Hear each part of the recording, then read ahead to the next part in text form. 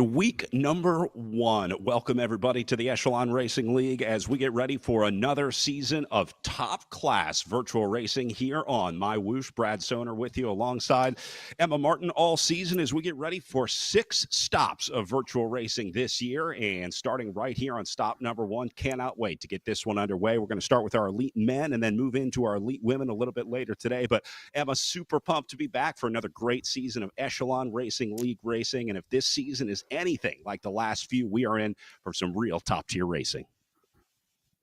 Oh, it's going to be fabulous, Brad, and I'm so pleased to be with you here for the series on MyWhoosh. It's going to be cracking racing, and I know that because I've already seen the start sheets. Let's get started by talking about some of those top riders in this race. A lot of returning favorites from the Echelon Racing League, but we're also going to be watching some big names, some newcomers here to the ERL that should have a big impact on this year's race. Yeah, well, Bjorn Andreasen is right up there, world champion in 2023. He was 4th in October in the 2024 World Championships, and he's on the start line. Brian Duffy, the USA national champion for 2024. Zach Nair, Ricardo Paniza, Hayden Pucker, who took 5th place in that World Championship final as well. See a lot of familiar Echelon names on there as well, including some riders from the Echelon Racing team out on the road in the in real life Project Echelon Racing team. They're going to try their hand at some e-racing here in the ERL, but some big names in this group. But one thing about virtual racing, Emma, I've learned it can always go to a wild card. You never know until you wake up that day and get on the trainer who the top rider in these fields are. Well, it's true. You never know how your legs are going to be till you wake up that day and you get on the trainer. But one of those other riders in that race field, Tom Thrall, double 2-time Canadian national champion on the start sheets as well. And it's California, the Golden Gate Bridge, where they are racing today. 3 laps of this 12.1 kilometre course, 300 metres of climbing, Brad. And you can see the main climb today. And whilst it says it's got an average gradient of 7.7%, I can tell you it does kick to over 10.5% in places. You see the big climb kicking up there, but looks like a lot of flat riding in this group as well. Should see some drafting, some teamwork, some group play out there. It's going to be a very interesting race in between the climbs on this one as well. We've already been watching some of the amateur racing earlier in the day. We saw some successful breakaways. We saw some group finishes come to the line. This one really could go either way on this California Golden Gate Bridge course.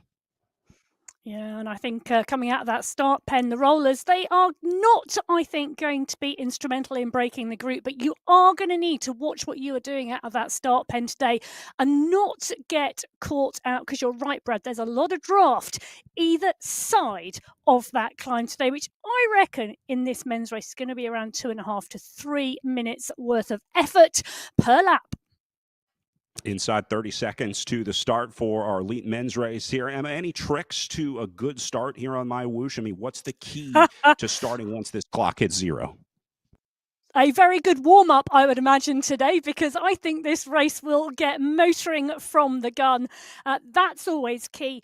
And timing your start, absolutely crucial. You want to be on the rise of the momentum. You want to be on the rise of your power as you come out from that start pen, and coming out from that start pen, well, look at that. Zach Nair right at the front with Ethan Crane, and you can tell, well, Zach, absolutely a past master of a good start on MyWhoosh. Hayden Puckett in there as well as Alex Marr, Panizza, Canzaro, Duffy, all right at the front. They're right in the right place, Brad. Ethan Crane going to slam the accelerator out of the gate here as he goes up and over 7 watts per kilo. Coming out of the start line, looks like he'll let up here, realizing that no one's going to come with him. But I love the start here. This is how you get things started. Ethan Crane not afraid to go big early on here. So looks like the Kiwi going to get brought back, but he certainly put this group on notice. These are the kinds of performances that we were talking about, Emma. You really never know who's going to come out here and maybe smash it 7 watts per kilo for these opening few meters even. And that was Ethan Crane today, but that's going to put a lot of these riders on notice. Looks like everyone has mostly survived that first attack, but there's some guys right now sitting at the back of this group wondering what is going on at the front of this bike race. Well, there is a stretch on the group, isn't there? They're up at 45, 46, 47 kilometres an hour. The pack is rolling fast. They're coming into the rollers that are very early on the course. And you can see on the top right-hand corner of your screen, if you are a new viewer to MyWhoosh, you can see that is where it tells you what the gradient is like. And at the moment on the descent, Pucker is attacking off the front of the pack. This is a big, big problem for this field. Alarm bells should be ringing when you see a name like Hayden Pucker rolling away. That is one that you want to follow here. This guy absolutely has the legs and pedigree to do this off the front. He would like to have some riders with him, but there are some alarm bells ringing in this group right now. Well, there are, and I'll tell you something, I'm eating my words, because when we were talking about that route profile, Brad, I was saying it's not going to be instrumental, those rollers out of the start pen, but Hayden Pucker has decided something different is at play today, and that's the point where he's attacking. And I'll tell you something, I've just seen Jason Osborne in that pack as well, current world champion on the start line today, and even he is not responding.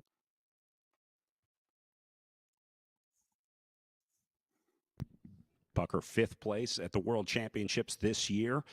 Obviously knows the platform well, knows his legs well. And Emma, what I'm seeing here, and you probably have a better scope on this with your coaching background, but I'm seeing a rider who is deeply confident in his ability to ride this effort for this long. He must know his ability to do it. And Pucker certainly seems like he's got the belief he can do this today.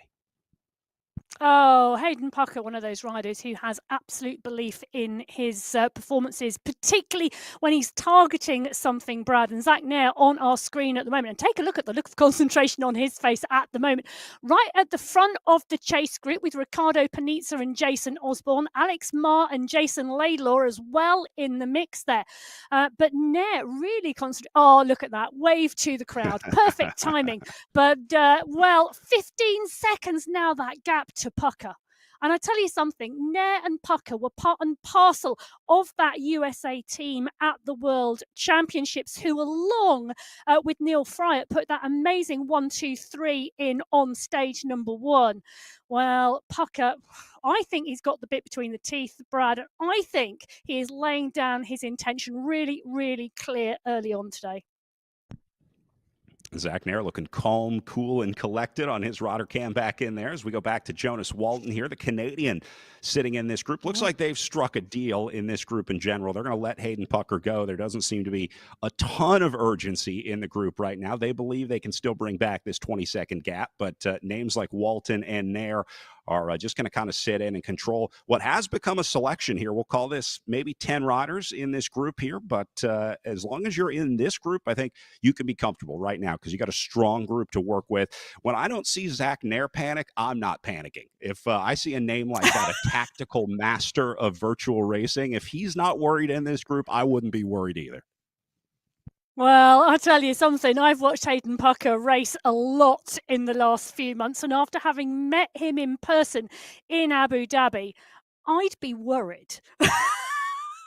He is a phenomenal athlete, and if he puts his mind to something, he really is one to watch. But I think, Brad, you may have a point. You know, it's a class field behind Henderson, Marr, Panizza, Andreasen, Thrall, Metcalf, McCarroll, all in that chase group. And you're right, you know, there is a lot of smart riders in that group. They know what they're doing. They're making strategic decisions about the timing of this race. It's 36.3 kilometers, this race. They are 10% of the way in. And Pucker at the moment absolutely going for a flyer down the road. Now, on the bottom left-hand corner of your screen, again, if you are new to MyWhoosh, the bottom left and the top right, two really great shots that really help with identifying the racing and what's going on, because you can see Pucker, the sole lone leader on the race, just going around the right-hand corner at the bottom. He is now out of sight and out of mind of the chase group. The chase group, you can see one big yellow group blob on the road. Mitchell, part and parcel of that, in 20th position at the moment. And I think, Brad, that's pretty much the rest of the race field. So that group may well be sat at 25 riders.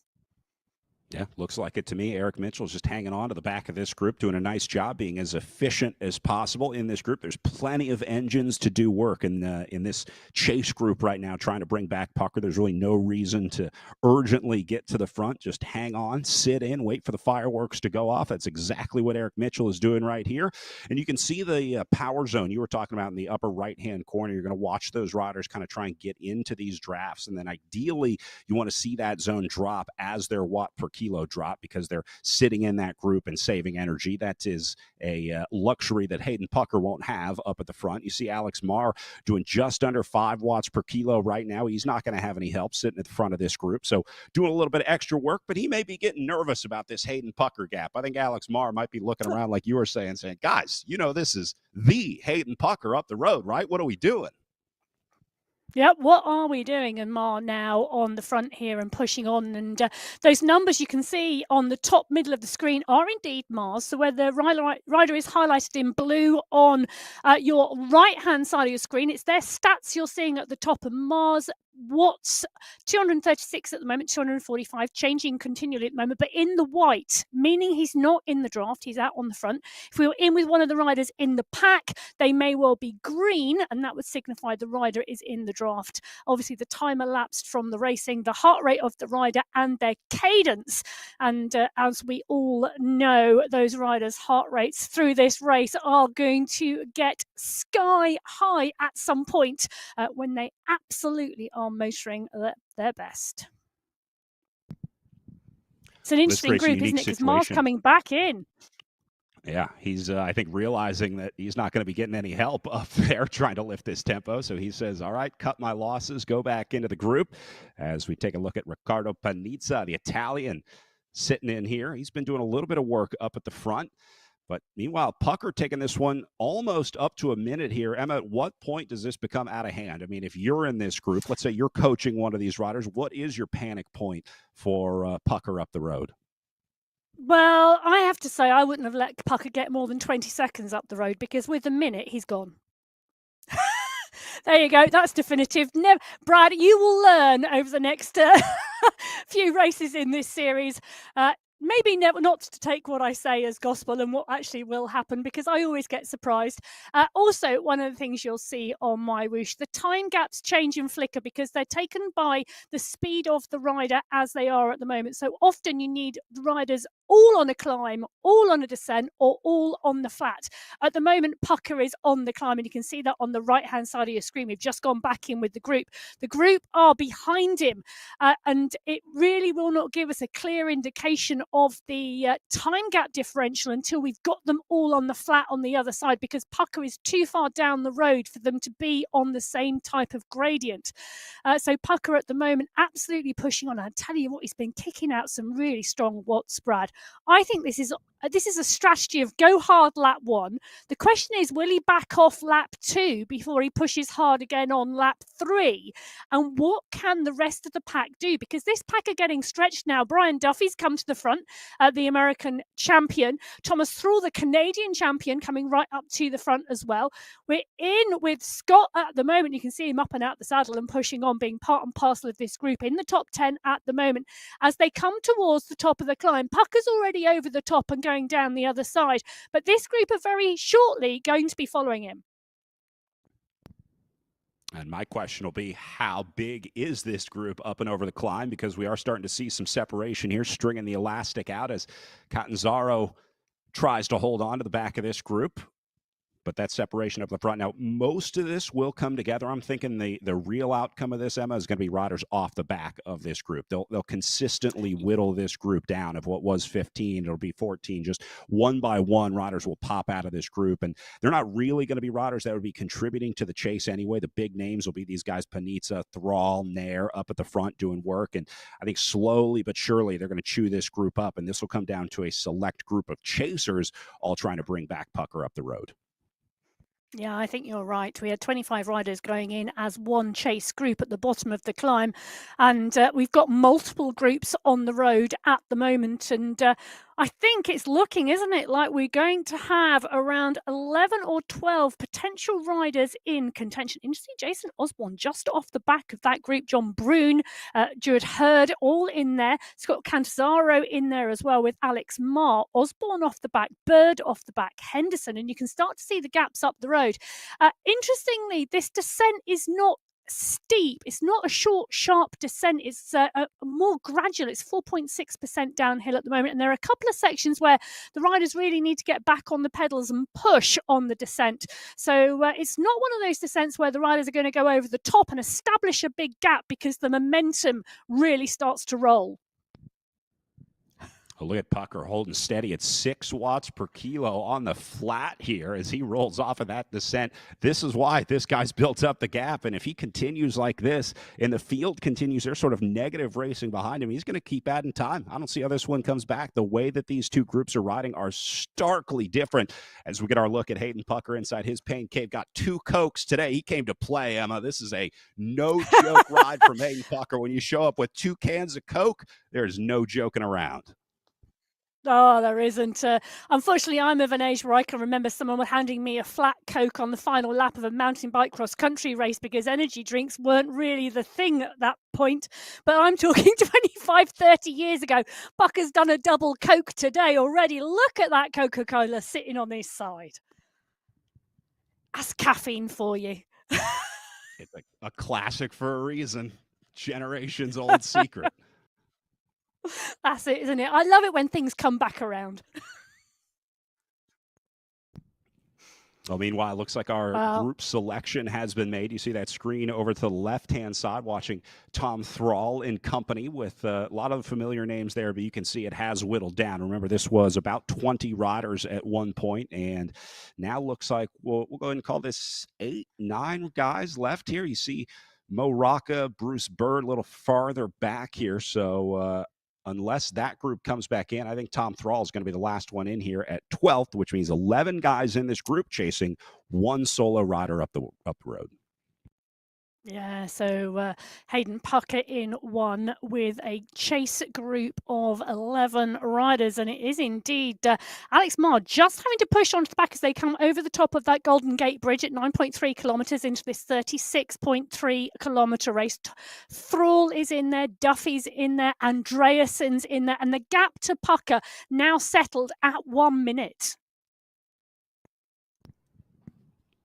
I guess that's a good sign for the riders in this field. I mean, when you had a guy taking 10 seconds every 5 kilometers out, I guess stabilizing the gap is a good sign for this chase group. So now we see if they try and whittle it back down. Do they let him sit out there for a lap? Remember, doing 3 laps of this course. So at some point, they got to start working to chase that back down. But we'll wait and see. I'm going to guess that the speeds are probably pretty evenly matched if they can continue this. Like, the field seems comfortable. I think Pucker is comfortable on the front. So it's going to take someone to go out of their comfort zone here to change this minute gap.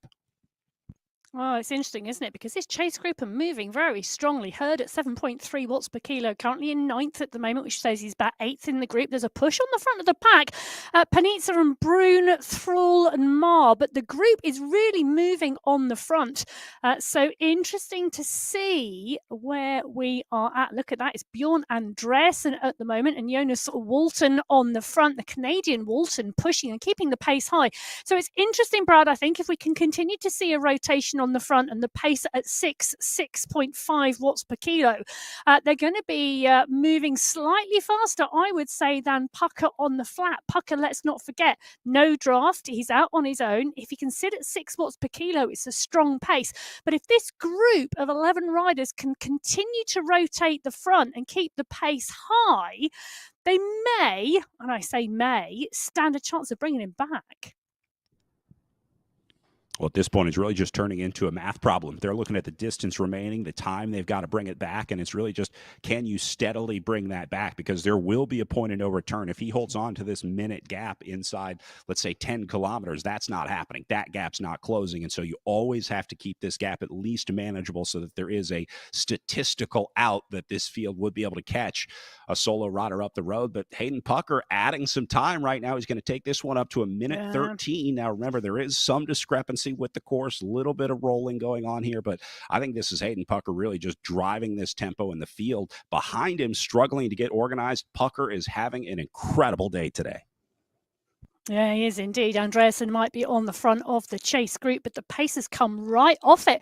And this is one of those challenges, isn't it, now? Because actually, do these 11 riders now go, Pucker's down the road, 1 minute 18. We're not going to make the catch. This is second, third, fourth, and fifth that we are now looking at each other for, rather than working together to bring Pucker back and chase that first place.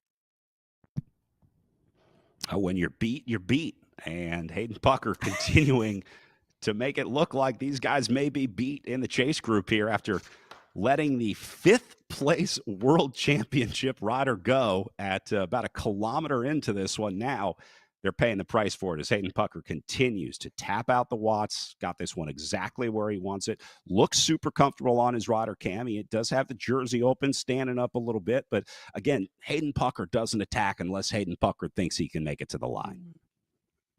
Oh, yeah, absolutely agree with you there. And it's one of those moments, isn't it, where as a racer, you take a look at the course, you take a look at the route that you are to ride that day, and you make assumptions about where the attacks are going to come in and what tactics and strategies might be at play.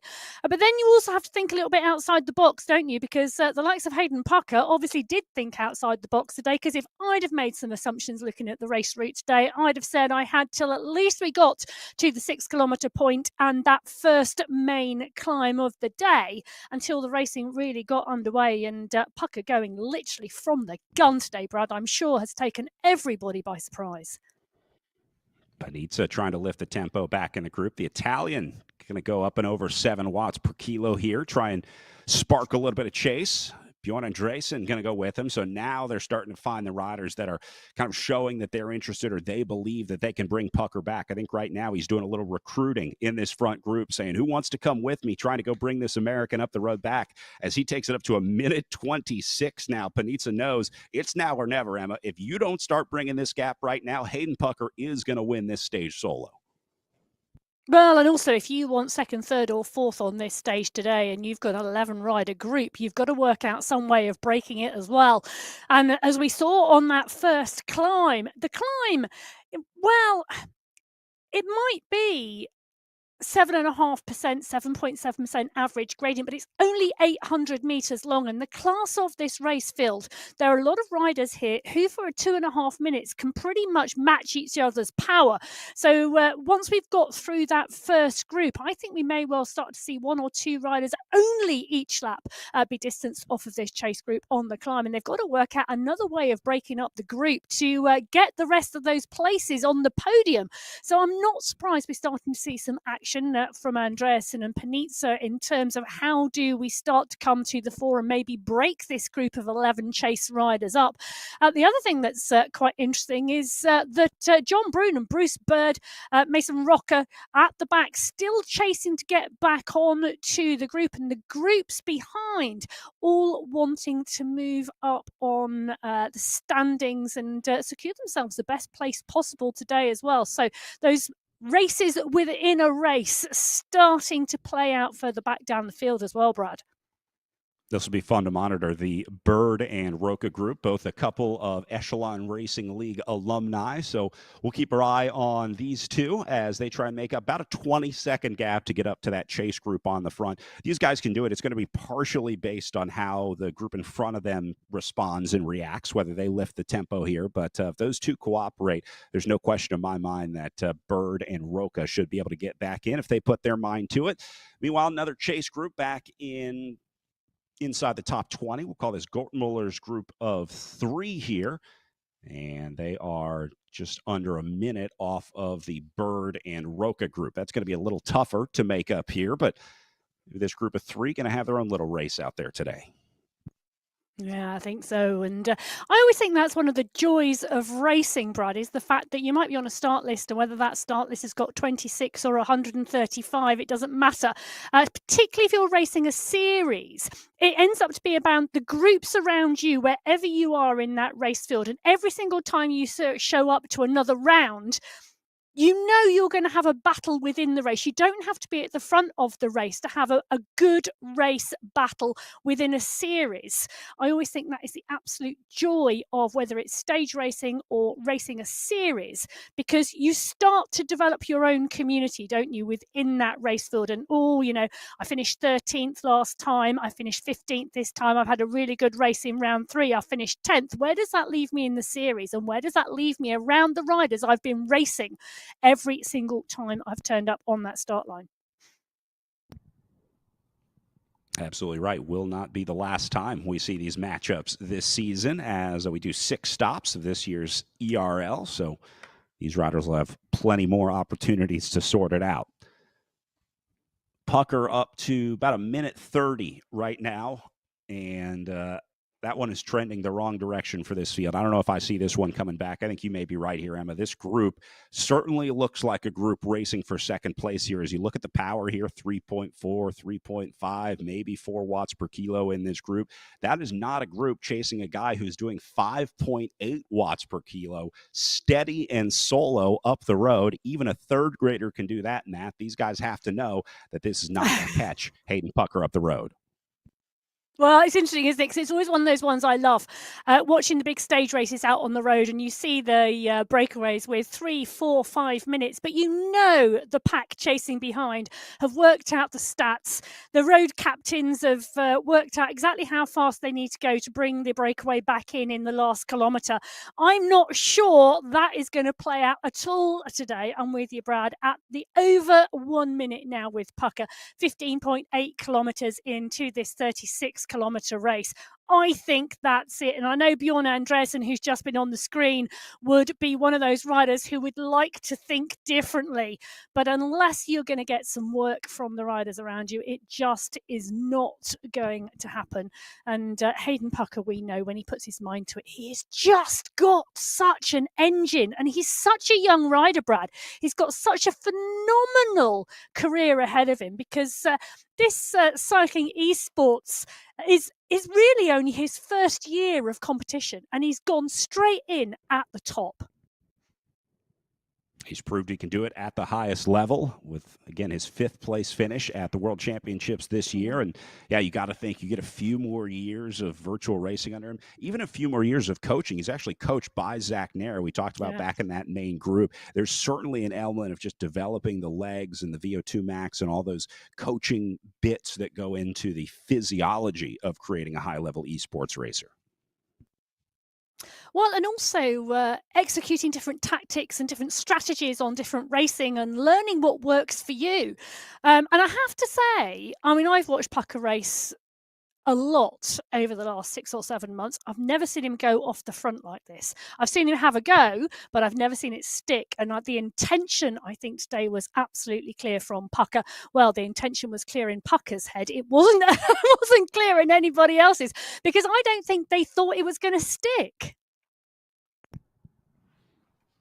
I wonder if Pucker was planning on taking anyone with him, or if he was ready for a solo effort. I guess you have to be if you're going to make a move like that early on. You better be prepared to cash that check just in case anyone calls you on it, and they did. They let him go solo, but Hayden Pucker backing it up right now as he continues to put time into this group. Meanwhile, Ricardo Panizza, maybe the most aggressive guy in this group so far, back in the chase. He's been on and off the front quite a bit so far today. Yeah, he's a rider on some really good form at the moment, and it's great to see. I do love watching these riders week in, week out cycling esports when you actually see the form starting to come good, and then they really start to make a move on the racing. And Panizza is one of those riders at the moment. Andreasen, Panizza, and Walton, the three riders on our screens at the moment, and we can see them all in their pain case. I do love to see the riders behind the avatars and actually see the levels of concentration and work going on those trainers at home, but they're part and parcel of this group, and they're about to hit the climb for the second time. All right, so we'll take inventory of this group, see who survives up and over the short but very intense climb, we'll call it. As you said, it's not a long climb, but if the riders hit it with a lot of watts, it can be deadly to the group, as we saw about 5 riders get kicked out of the group last time up and over the climb. And we'll see who's going to hit it to the top this time. Tom Thrall will get things started at the bottom.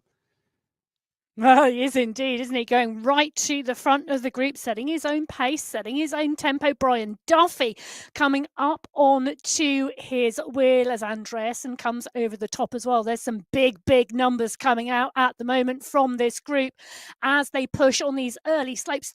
13.5% those early kickers on this climb are very quickly backing off though, and settling in as it starts to kick again now. You can see those numbers on the top right-hand corner of your screen, giving you a really clear indication of the gradient under the rider's wheels. Second of 3 times up and over this climb, trying to string this group out. Once again, Ricardo Panizza going to lead him to the top here, as the Italian has been brutal with this group that he's riding with, not giving anyone an easy day, that's for sure. Even though first place up the road, Panizza is going to keep everyone on their toes here on the way up the climb, and he's putting some riders in trouble. Look at the gaps at the back here. These guys have to get back on because they will need that draft in order to survive with this group. And so Panizza may be thinning this herd here on the way up and over the climb the second time.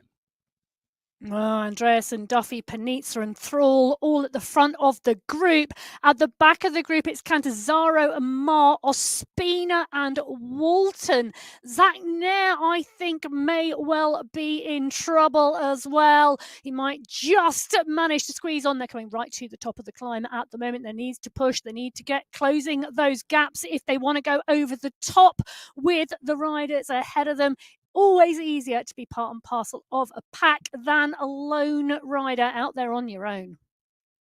Meanwhile, Andreasen, Panizza, and Thrall are gone up and over the climb. You heard going to try and catch back onto that group. Zach Nair has made it up and over, but we'll call that a group of 4 now, trying to link up and get away as the panic sets in behind them. Emma, this is a crucial time in the race right now. If you're trying to race for a podium spot today, you're watching it slip through your fingers right now if you're on the back of this group. Well, you are indeed. And Zach Nair may well come together with Hurd, and that would be an interesting duo to try and work on closing the gap, or at least working together. Now, Hurd was a new rider for me, Brad, but I did take a little look. Apparently, he won his HCAT at the USA Gravel National Championships this year. So a really strong, long-distance endurance racer. And carrying that fitness over here to the virtual world as well. Obviously, someone who knows how to put themselves in the hurt box. That is a big part of gravel racing, and that really carries over to the virtual racing here. A rider who knows how to make themselves suffer. Everyone in this group shares that, but you can clearly see that Hurd has brought that over from his in real life results on the gravel circuit into virtual racing. Translates very well, the ability to suffer here. Yeah, well, the gravel riders definitely know how to take the hurt, and for a very long time as well. On the descent, well, just coming towards the base of the descent, Hurd and Nair. Those 2 riders may well come together. Nair really working hard to get back onto Hurd's wheel. It will give both of them company as they head into lap 3 of this race, but the riders ahead of them, the gap back to Thrall, which is the rider in 5th place, 8 seconds now. So these two riders now together as Nair just comes onto the back of Herd and goes up and over the top, but they can see the next group up on the road, and that has got to be motivation to chase. Big effort for Zach Nair right now. This is a make or break moment in his race here. Nair has to get into this group, and he's got to do it quickly. He's got to get up to the Thomas Thrall and company group within the next minute and a half. He can't do this solo for long. He's got to get up into that draft. So you see Nair focused in the pain cave, tongue out now. No more waving from Zach Nair right now as he's got to close down this gap. He knows it's time to get to work. Well, it is indeed, and the work is being done by Nair at the moment because Herd is sat on his back wheel, and I tell you something, Walton is coming as well. Now, that would be an interesting move if we had the 3 riders together pushing on to the chase, and it's looking like Walton intent to catch, and he's going to come up onto Nair and Herd.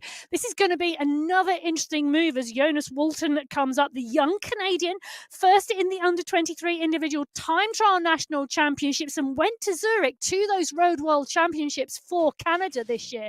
So a really another promising young rider here on MyWhoosh on the Echelon Racing League series.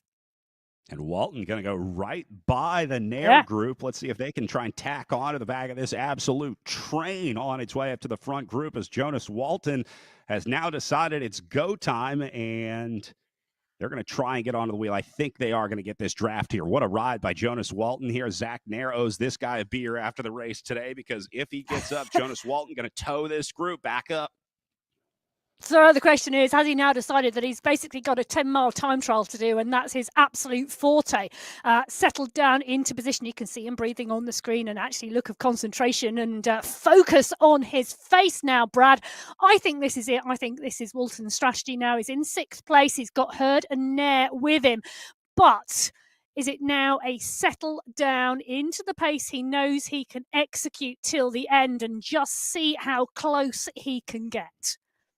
Yeah, one thing's for sure. I would not be counting on Herd or Nair to be helping out in this scenario. The way that he blew right by them, I mean, he should have seen it in the way that they were riding, that they had kind of lost the spark. They had lost the aggression and the urgency that Walton is clearly bringing to this one. So Walton right now just needs to ride his own race. Don't worry about the 2 guys sitting on. They're not going to pull through. They're not going to help you. I think he knows that, and he's just trying to lock in where he's comfortable, which looks to be right under or just around 6 watts per kilo right here, which is some massive power to make up this gap here. Well, I'll tell you something, Walton is executing a phenomenal strategy for another young rider in the race. Bearing in mind, we've got a young rider, Hayden Pucker, at the front of the race. Now the gap over 1 minute 40 seconds. And he's continuing with that dominance today. I'm going to be interested to see how far Walton can come through that pack, the young Canadian rider. The next rider he will be chasing is Tom Thrall, the Canadian National Cycling Esports champion. Brian Duffy is still in the group with Ricardo Panizza and Bjorn Andresen. That's a class group. Andresen, Panizza, Duffy and Thrall. What a chase group. And that's going to turn into a great race for what is increasingly looking like a race for second here, as Pucker, again, continues to put in the time. This group they're certainly not cooperating in a chase here. I mean, if you look at Bike Racing 101, reading this race and reading the tactics, I'm not seeing really any cooperation. I'm seeing an Italian in Ricardo Panizza who's trying to put the hurt on the rest of these guys, and then Bjorn Andresen, who's coming over the top of Panizza's attack, saying, let's see if I can get rid of you here. This is not a cooperative group. No, this, I think, is absolutely a group racing for second, third and fourth, and they are absolutely convinced now. They've got 13 kilometres of the race to go, and they are racing for their own positions. They are not racing to close down Pucker, who put that gap in so early on in the race and has just extended it and extended it and extended it. It's like he's gone, I'm doing a 36.3 kilometre individual time trial, and he went from the go. Andresen, Panizza, Thrall and Duffy. Panizza is on your screen at the moment, but all 4 of them now in the chase group, really thinking about who's going to get second, third and fourth. And Andresen, well, he's the rider off the front of the group because he's the rider at the moment who thinks he can take second place today. And he's going to start this final circuit with about 4 seconds on his former breakaway companions. We'll now call them chasers behind Andresen as Thrall, Duffy, Panizza try and link up here. Meanwhile, Walton and Nair still together, but they're not making any progress on their about 15-second gap that they've been trying to reel back in here. So status quo back there as Andresen tries to get away. Coming up on 2 minutes for Hayden Pucker here off the front.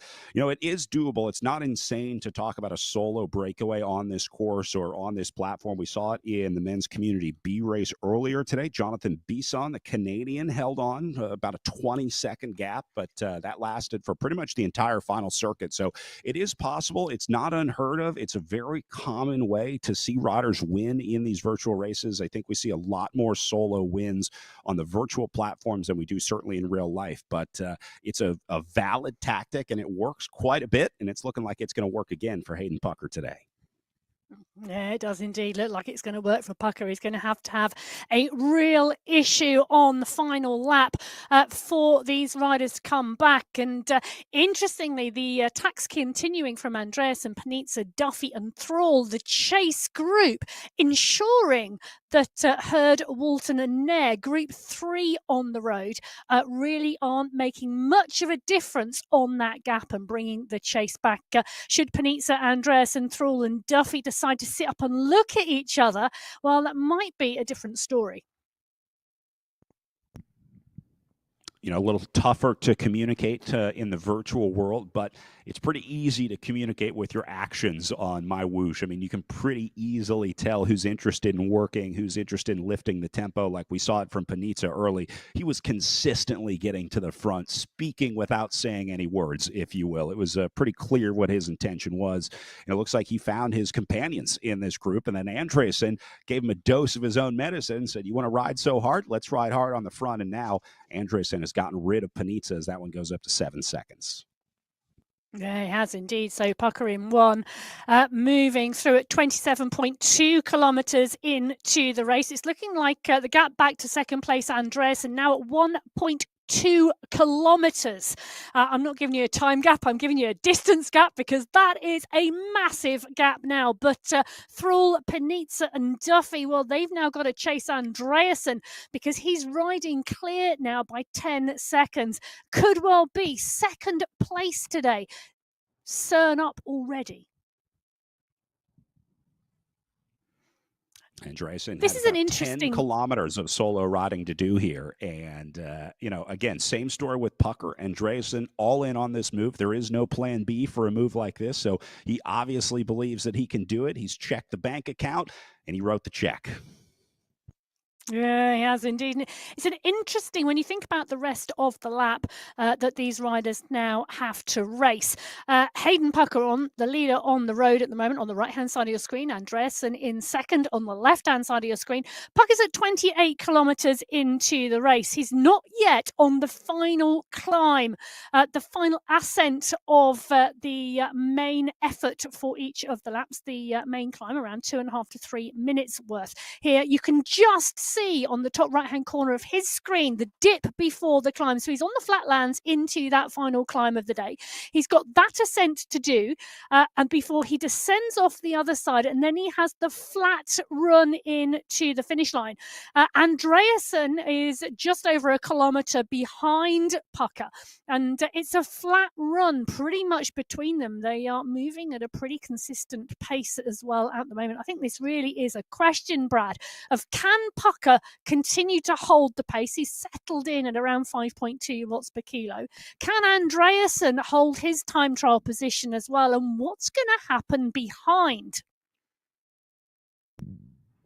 Well, at this point, I think this is a training effort for Pucker here. He knows he's got this race in the bag. Now it's just a matter of, like you said, trying to maintain the power, trying to hit whatever wattage goals or training goals he has. Usually your coach will give you some sort of milestones that you maybe want to hit in a competition like this. So this is rapidly turning into a training ride for him. Meanwhile, some tactical racing going on in the group on screen right now with Panizza, Walton and company trying to sort out this group of three here. So we're going to have a 3-for-1 special, I think, at the finish line today. 1 and 2 looks like they may come through solo, but then this third group racing for the last podium spot, that's going to be a good one to the line here. Well, it is indeed, and I think it's going to be a close one as well. They've shown I think through all of this riding, whether it's been the work on the flat or on the climb, that they are really well matched, these three, Panizza, Thrall and Duffy.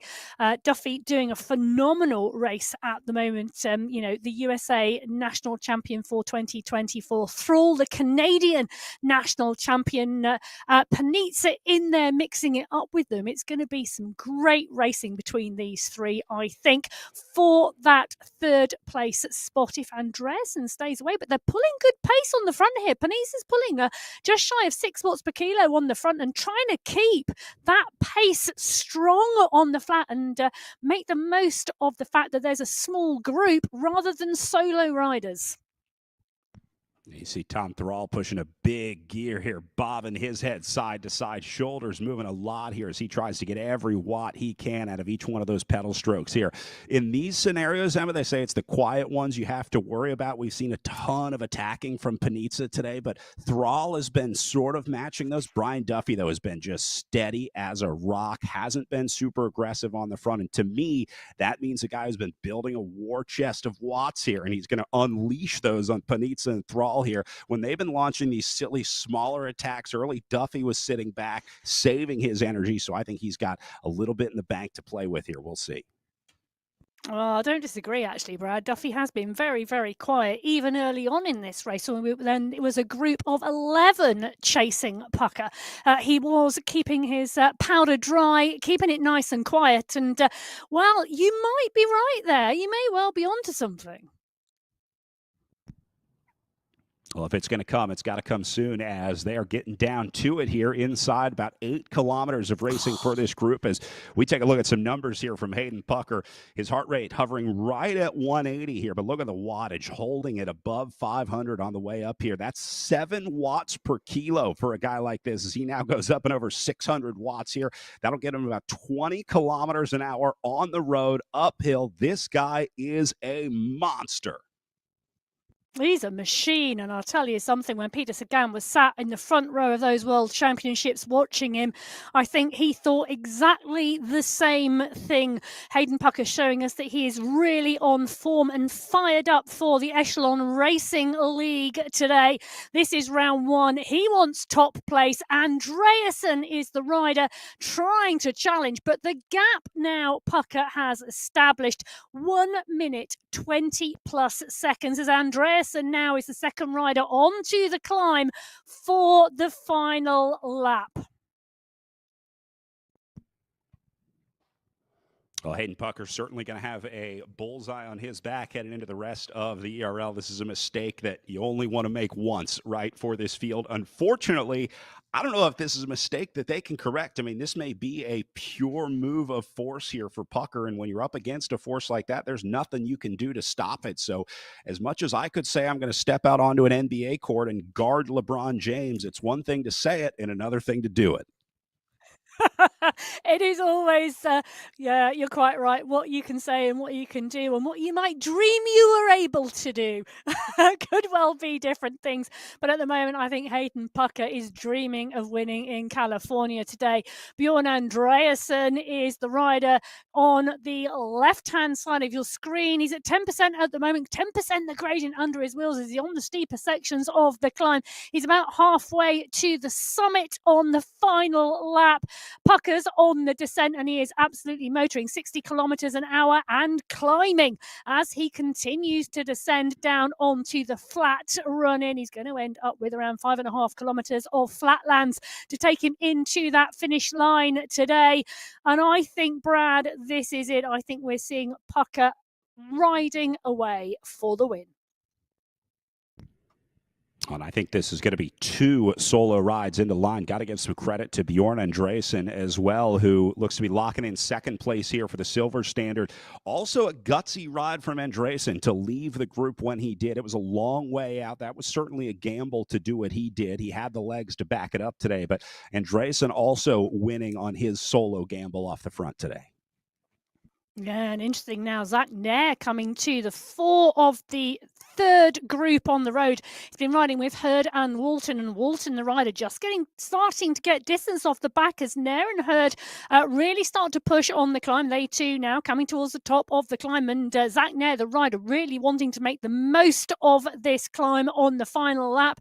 He knows if he's going to break them, it is going to be now, because it's a flat run into the finish line, and that would give him a 3-up sprint situation potentially for the finish line and those places in the top 10 today. And here goes Nair up and over the top. Still has Hurd and Walton with him. In fact, Walton going to chase back on, get right back into the group, and maybe go over the top of this one. So despite Zach Nair's efforts, still has two companions in his group as they try to sort out these three places. There goes Walton off the back, though. Nair going to hold on to the gas pedal here. This is a really tough skill to ride through the climb, right, Emma? You want to ride up and over the climb. A lot of people have the tendency to take it easy once you get to the summit, but these races are really won and lost on what happens after the climb when everyone's tired. It is. Oh, it is so true. A lot of riders, you get to the top of the climb, you get that feeling of relief come over you, and you pull off of those pedals and you take a breath, you take a rest. Actually, it is completely the opposite of what you want to do. You want to push on over the top, push on into the early section of the descent, because you want to get the momentum running. You want to get your kilometers per hour up as fast and as quick as possible to get the momentum rolling on the downhill and establish any gaps. And a lot of our riders do exactly that, and you have to be so mindful of watching that technique and watching that tactic, because that sometimes is where the gaps appear, and we don't often expect to see the gaps on the descent. We often expect to see them on the ascent, and you need to be very, very smart not to let those gaps go on the downhill sections. Other thing I'm looking at here in this great view of four different riders on screen right now, I'm noticing Hayden Pucker in the upper left has the lowest cadence of all these riders. On the flats, he's doing about 70 RPM. Everyone else hovering like 80s to 90s, somewhere in there. So it seems like he prefers that big gear. He's going to lift the cadence here as he starts to make his run into the finish. But he's a big gear, low cadence kind of guy. Just puts big power into each one of those pedal strokes.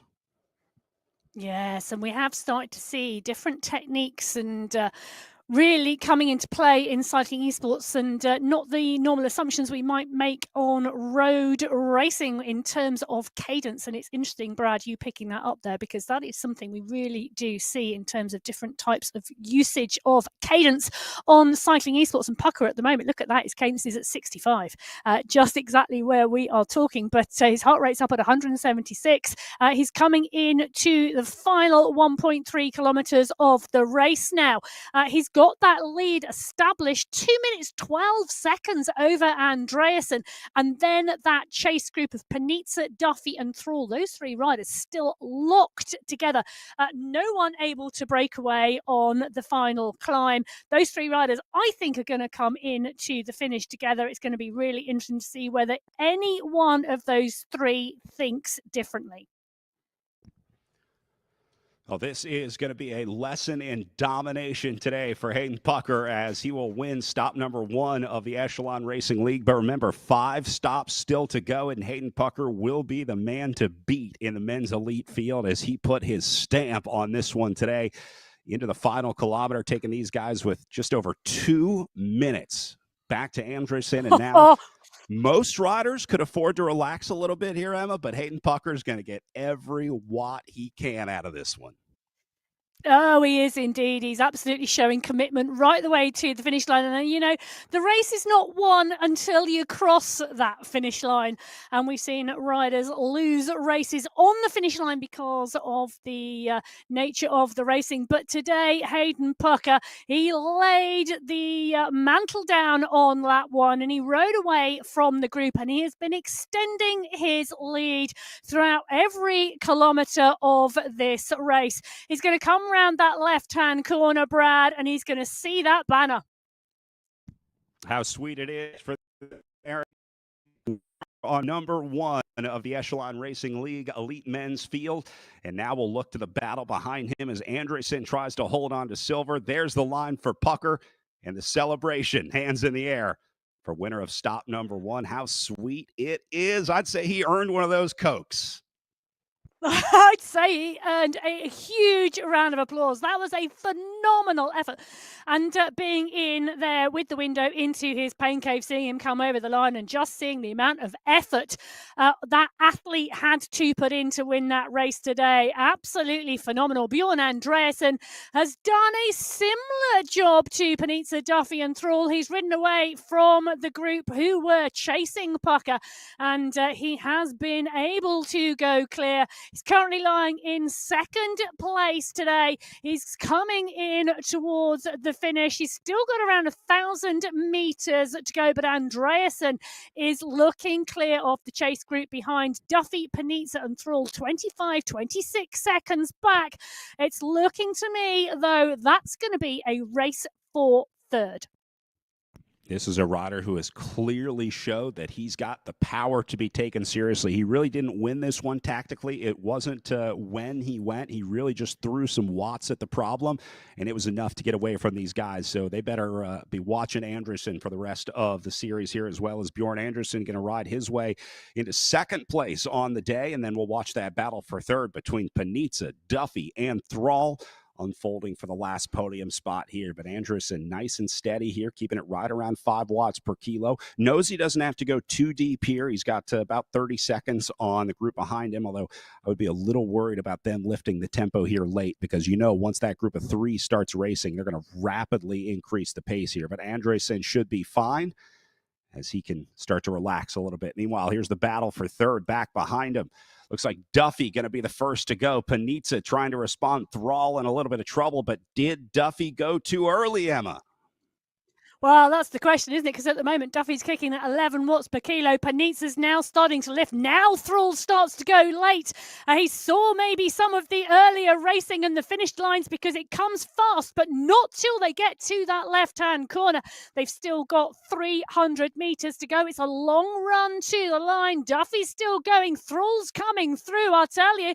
Thrall may have his timing absolutely perfect today. Thrall going to slingshot his way up to the front.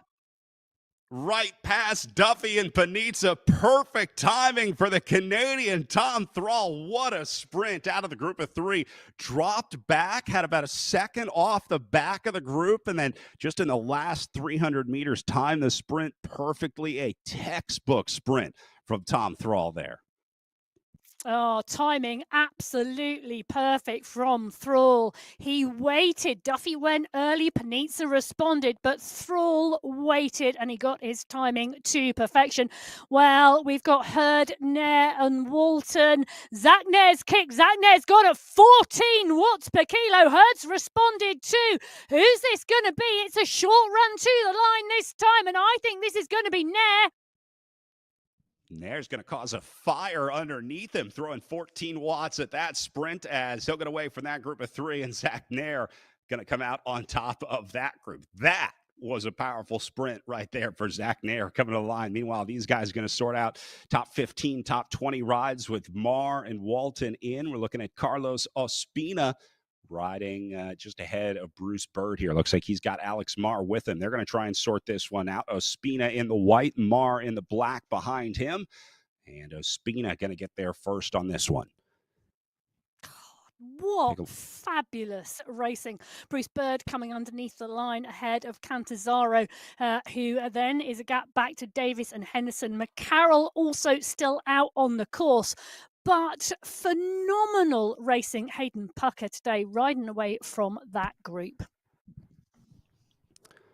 Well, I wish I could say lesson learned for Hayden Pucker, but the lesson was learned a long time ago about this guy. He is one of the top riders in the world, and our top rider here in week 1 of the Echelon Racing League certainly makes for an interesting week number 2 next week, or I should say 2 weeks from now. We pick up stop number 2 as Andreasen, Thrall, Duffy, Panizza. They got to be wondering, what if we had just kept Hayden Pucker with our group? What if we had just chased in those first opening kilometers? So I think Pucker played a card that he may not be able to play again. We're going to find out in stop number 2 whether he can get away on pure power alone, because certainly everyone's going to know you got to follow this guy now in the opening kilometers, and it's just going to be a matter of whether they can or not.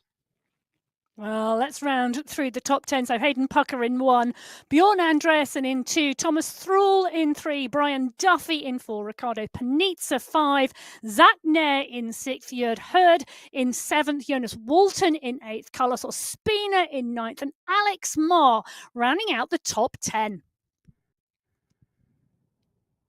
And again, got to give some credit to those guys from that initial group. Pretty much everyone was in that first chase group until Bjorn Andreasen made the jump across and really was the first to break and stay away from that group. And then that just caused a splintering behind him where Thrall and Duffy came together, and then Panizza and company down behind them. So some great racing here on stop number 1 of the Echelon Racing League as we get ready for our elite women's race coming up next.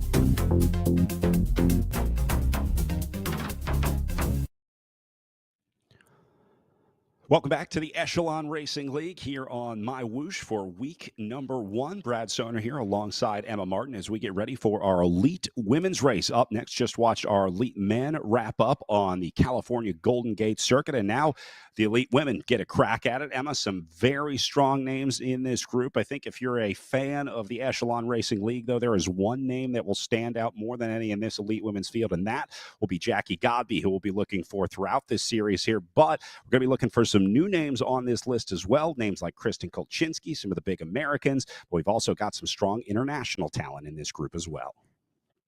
Well, you have indeed. And, well, we're going to stick with the USA at the moment because I'll tell you, Stephanie Sidlick has been riding really strongly recently. I'm really interested to see how she'll go. Tiffany Penner, the Canadian rider, going to be good to see her. And the world champion, Kate McCarthy, in here, alongside some of those other women who raced those world championship finals. Catherine Fuhr, Lisa Hermansen is here. But I tell you, Bassoni and Colombi, the two Italian riders, they're strong climbers too. This Elite Women's field doing the exact same circuit that we just saw for the Elite Men on the California Golden Gate Bridge circuit. 3 laps of this one. You've been talking about this climb. You're kind of categorizing it as a short and punchy climb. It's not long, but it'll certainly take it out of you 3 times up and over. Well, it's not long, you're right, 800 metres, and it says average gradient of 7.7%, but it kicks to well over 10, 11, 12% in places regularly. It is steep out there, that climb, but it should be over in about 3 minutes or so each lap, but they do it 3 times. So 3 laps of this 12.1 kilometre course, it gives around 300 metres of elevation. Big, long, flat runs as well, Brad, before and after the climb, really suiting a pack and keeping a pack rolling. Going to be the longest 3 minutes of their day each time through the climb here. But again, we saw some rollers play into this race. We thought they were going to be inconsequential early on, but they ended up having a pretty big impact in that Elite Men's race. So we'll go out and take a look at the action out on course as we are underway right now with Joanna Tidholm on the front group. Looks like she is down to a group of 3.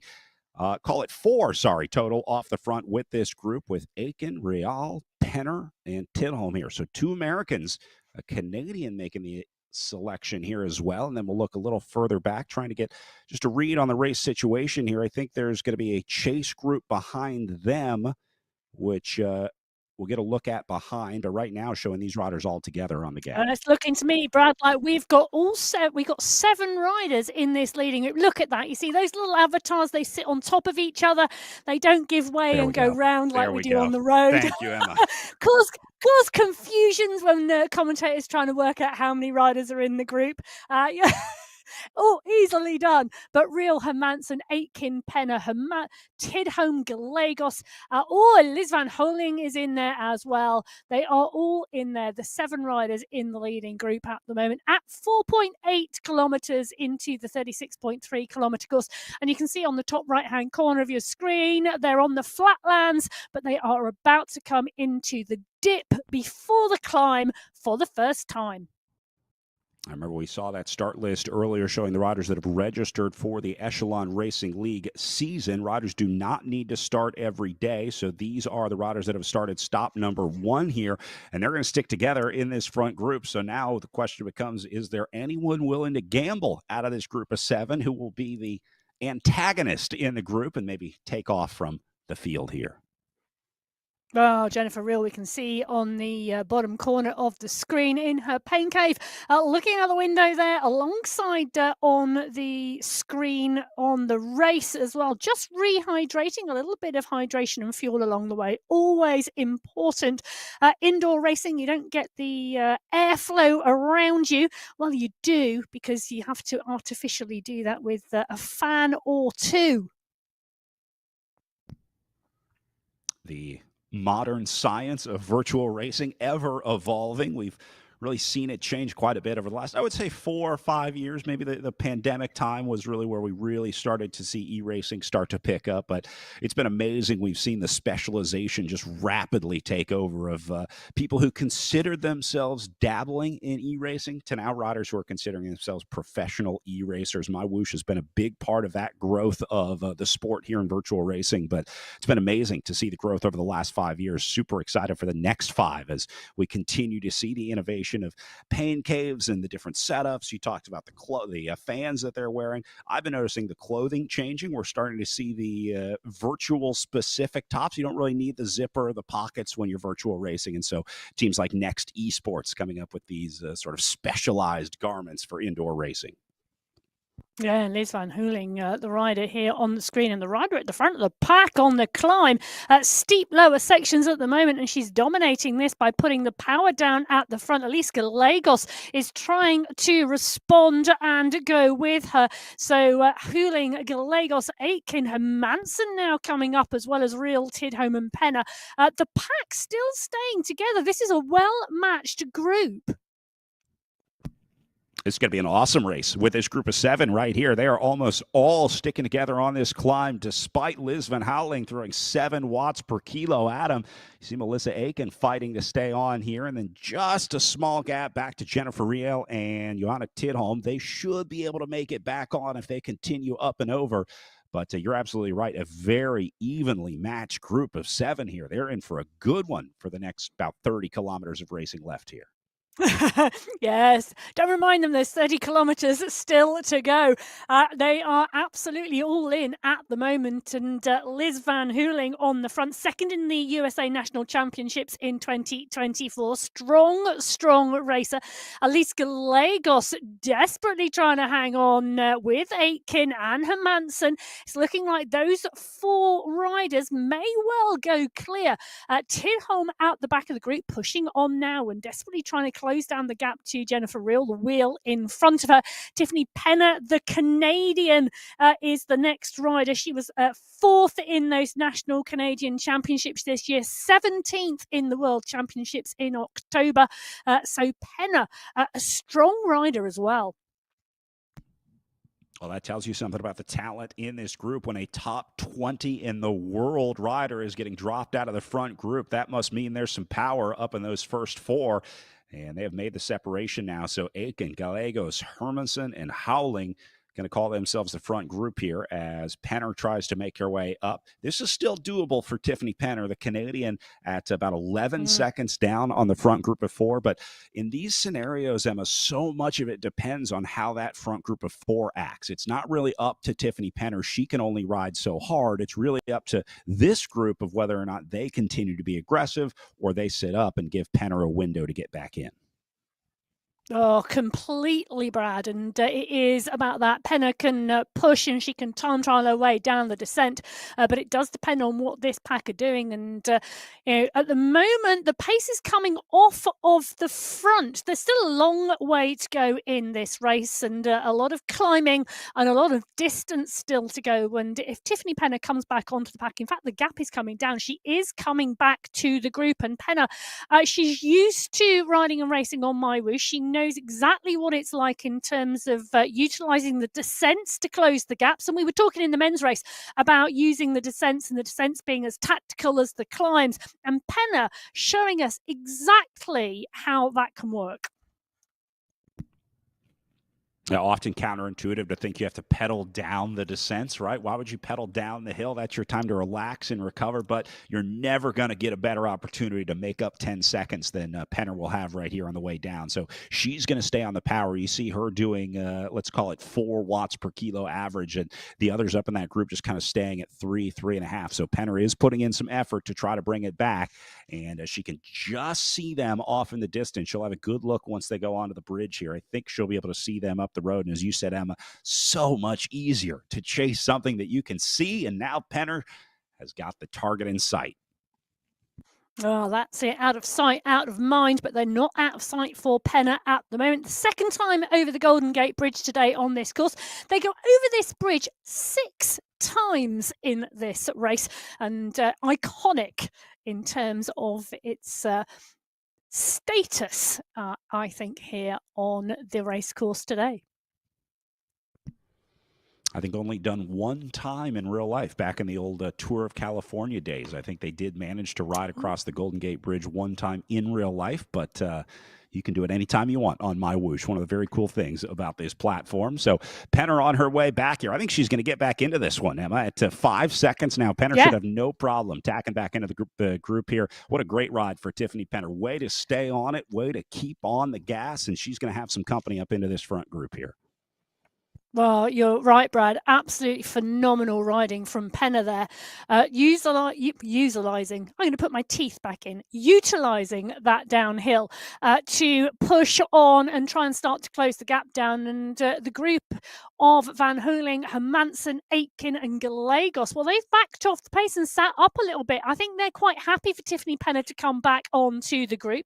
Tidholm and Real, it's looking like those two riders have got together and are sat together now, working at the back of the group. And the pace is strong there. Johanna Tidholm is at 4 watts per kilo as well with Jennifer Real. And I wonder whether they've seen what Penner has done and thought, maybe we can get back on too. You see the speeds, that front group moving, let's call it 36, 37 kilometers per hour. You can see in the bottom left corner of the left-hand gameplay screen. Then you see the chasers behind them doing about 41 kilometers per hour. So mathematically, they should start bringing this one back. All they've got to do is keep that speed just a little higher than the front group. The problem is Jennifer Real and company do not know how fast that front group is going. They can see the wattage on the screen. They can see the gaps, but they wouldn't be able to see the gameplay screen that we see in order to see the speed that front group is doing. That you might assume that, but what if they've got an iPad next to them with the broadcast on? Anything is possible in cycling esports. All you've got to do is have the technology, and you could indeed be having the multiple screens in front of you. I know some of our riders do. I do know some of the riders like to watch the races back afterwards. Some of the riders watch the races during the races, and they will indeed be clocking what pace and power the riders on the front are and trying to measure those distances. A little bit like if you had a team radio in your ear out on the road, getting that real-time information to make the decisions and those strategic decisions about how you play your race. But interesting here, Penner now closed down the gap to the front group. She's in that group with Hermansen, Gallegos, Aitken and Van Hooling, and they have completely come off the pace, Brad. They're sat at around 2 watts per kilo.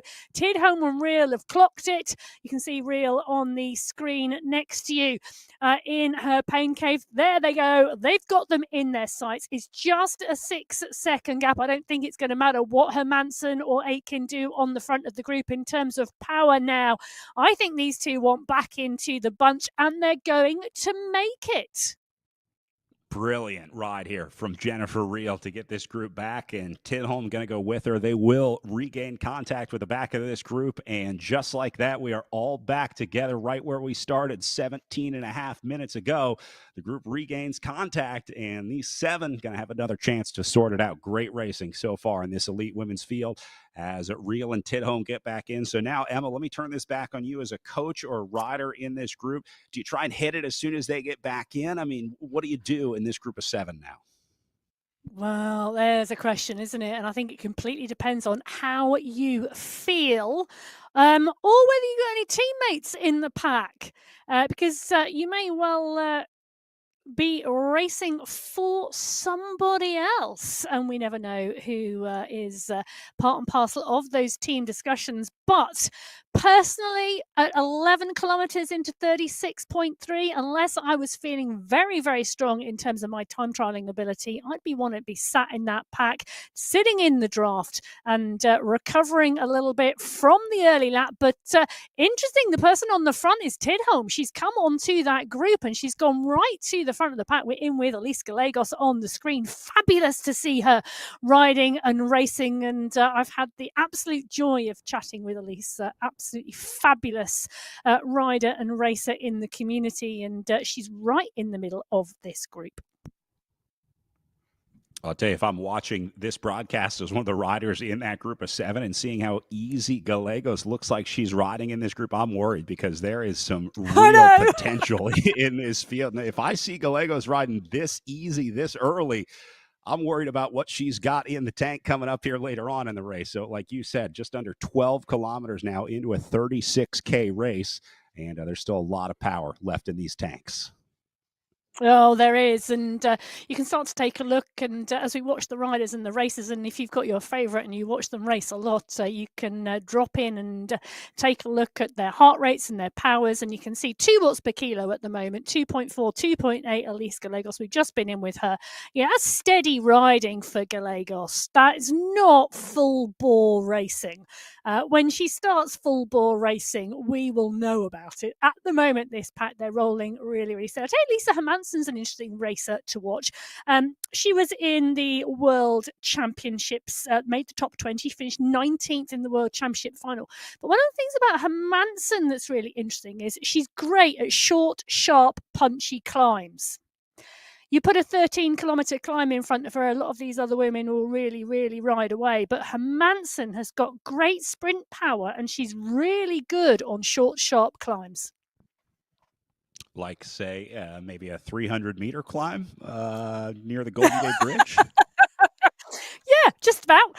But it is indeed Gallegos on the front at the moment with Tidholm. Joanna Tidholm, after getting dropped on that first climb, she's really now back in contention.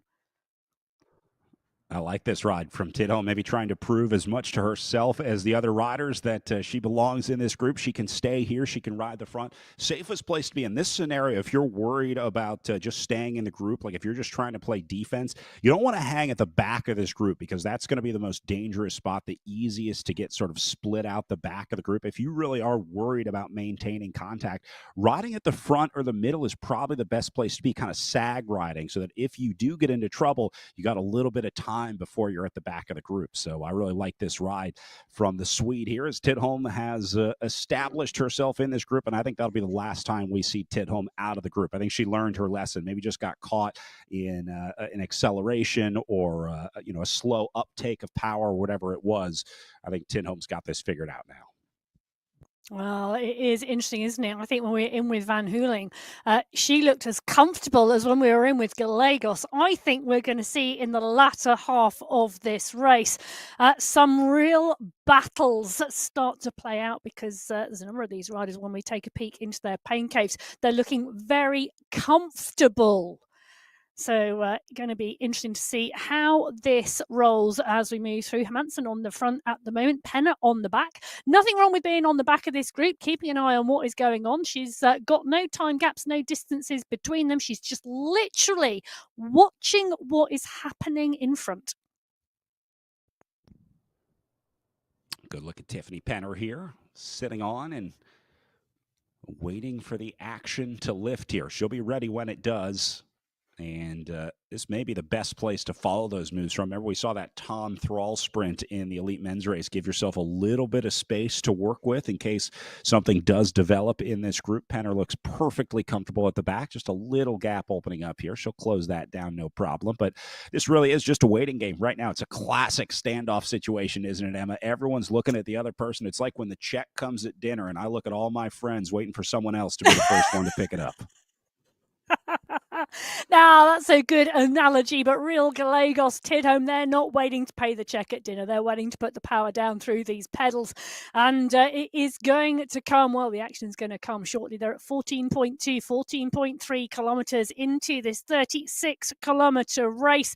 They are on to the straight section now between the rollers from the start pen and the first climb of the day. They've got around 4 kilometers of flat now, Brad, before they move into the second ascent of the climb on this course. That, I think, is where we may see the attacks come. I'm making a huge assumption. I should have learned from the men's race. If you've not seen the men's race, do go back and watch it when you finished watching the women's race. Never make an assumption when you look at a course profile, but I'm making a call. I think this group are well matched, and I think at the moment they are happy rolling together. And I think it's going to be the next time that we go up the climb, that we're going to see this group start to attack each other. It's the beauty of the sport, isn't it? We never know what's going to happen. Otherwise, we wouldn't have to be out here racing. That is very true. And the riders and the racers do like to play around with the action. They like to surprise us, the viewers, as well as they like to surprise each other. And Joanna Tidholm is the rider doing the surprising at the moment, because look at the pace, 5.6 watts per kilo from Tidholm there on the front. And this is a concerted effort. Gallegos is kicking nearly 8 watts per kilo to close it down. They do not want anyone to get away. I think they've been, I'm trying not to give any spoilers, but I think they've been watching the men's race, Brad. While everyone else was waiting for the check, Tidholm stood up and flipped the table, as now she's going to put 7 watts per kilo on the front of this one and spark some action in this elite women's field. Tidholm going to force 3 to chase up to her, but look at Hermansen trying to cover. Reel has to cover as well. Penner has gotten in there, but Tidholm certainly just sent a message, and it was very loud and very clear to this group. It's time to start racing here. So Joanna Tidholm going to be the first one to just lift the tempo in this group. She was feeling a little too comfortable, or maybe she felt that the other riders were feeling a little too comfortable. They say the best time to attack is not when you're feeling good. It's when everyone else is feeling bad, and I think Tidholm was sensing that in the group and found her time to launch here. So she lifted the tempo just to kind of see who goes with her. It's pretty clear that everyone was able to respond to it. Now she's letting off the gas, but that was a very strong tell from Tidholm here that she's going to be an aggressor in this group. Well, that's it, isn't it? And sometimes you got to put in the action to be able to read your competitors, and you've got to try and work out how they're feeling and how you're feeling, because at the moment they are pretty much coming up to mid-race distance, and everyone's riding very comfortably together. And how do you assess how everybody else is feeling on the race today if you don't try and put some power down like Tidholm just did, trying to stretch the field, see who responds, see who closes the gap? And it was Gallegos that time who was absolutely adamant she didn't want anybody going down the road. She quickly picked up and closed down the gap. Aitken is the rider we're in with at the moment, and you can see her, oh yeah, a look of concentration, a dab at the brow. It is indeed hard work staying in the group, but they are about to come up onto the climb for the second time, and they are about to start to move through.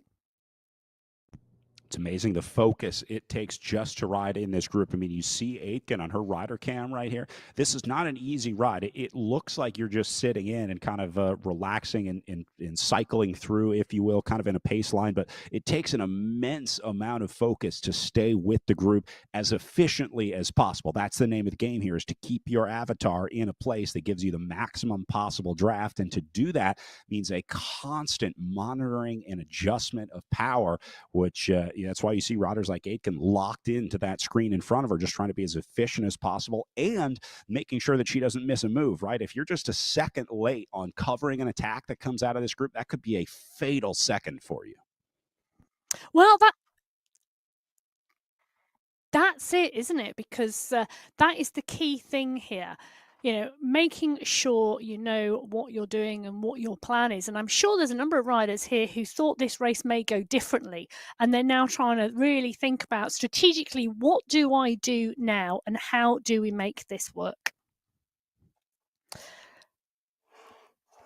Brad, this is the elite women, but we have indeed had 2 other categories of women racing today. Shall we take a little run through their results? Yeah, let's chat about some of our amateur races, or some of the B and C categories here in the Echelon Racing. One of the really cool parts about the ERL is it's not just open for the elite riders every week. We have community races as well, and we like to give the community riders a chance to kind of test themselves against the pro riders. We also had our para racing earlier in the week. The Echelon Racing League and Echelon Racing Promotions, a big supporter of para racing and helping veterans. And so we had our para racing earlier today, where the American Joe Bernier took the race over there, the multi-time Paralympic medalist. He's got a bronze, 2 silvers, and a gold, a 3-time Paralympian for the United States, getting a nice little sprint to the line over in our paracycling race. So congrats to Joe out there. Great ride today.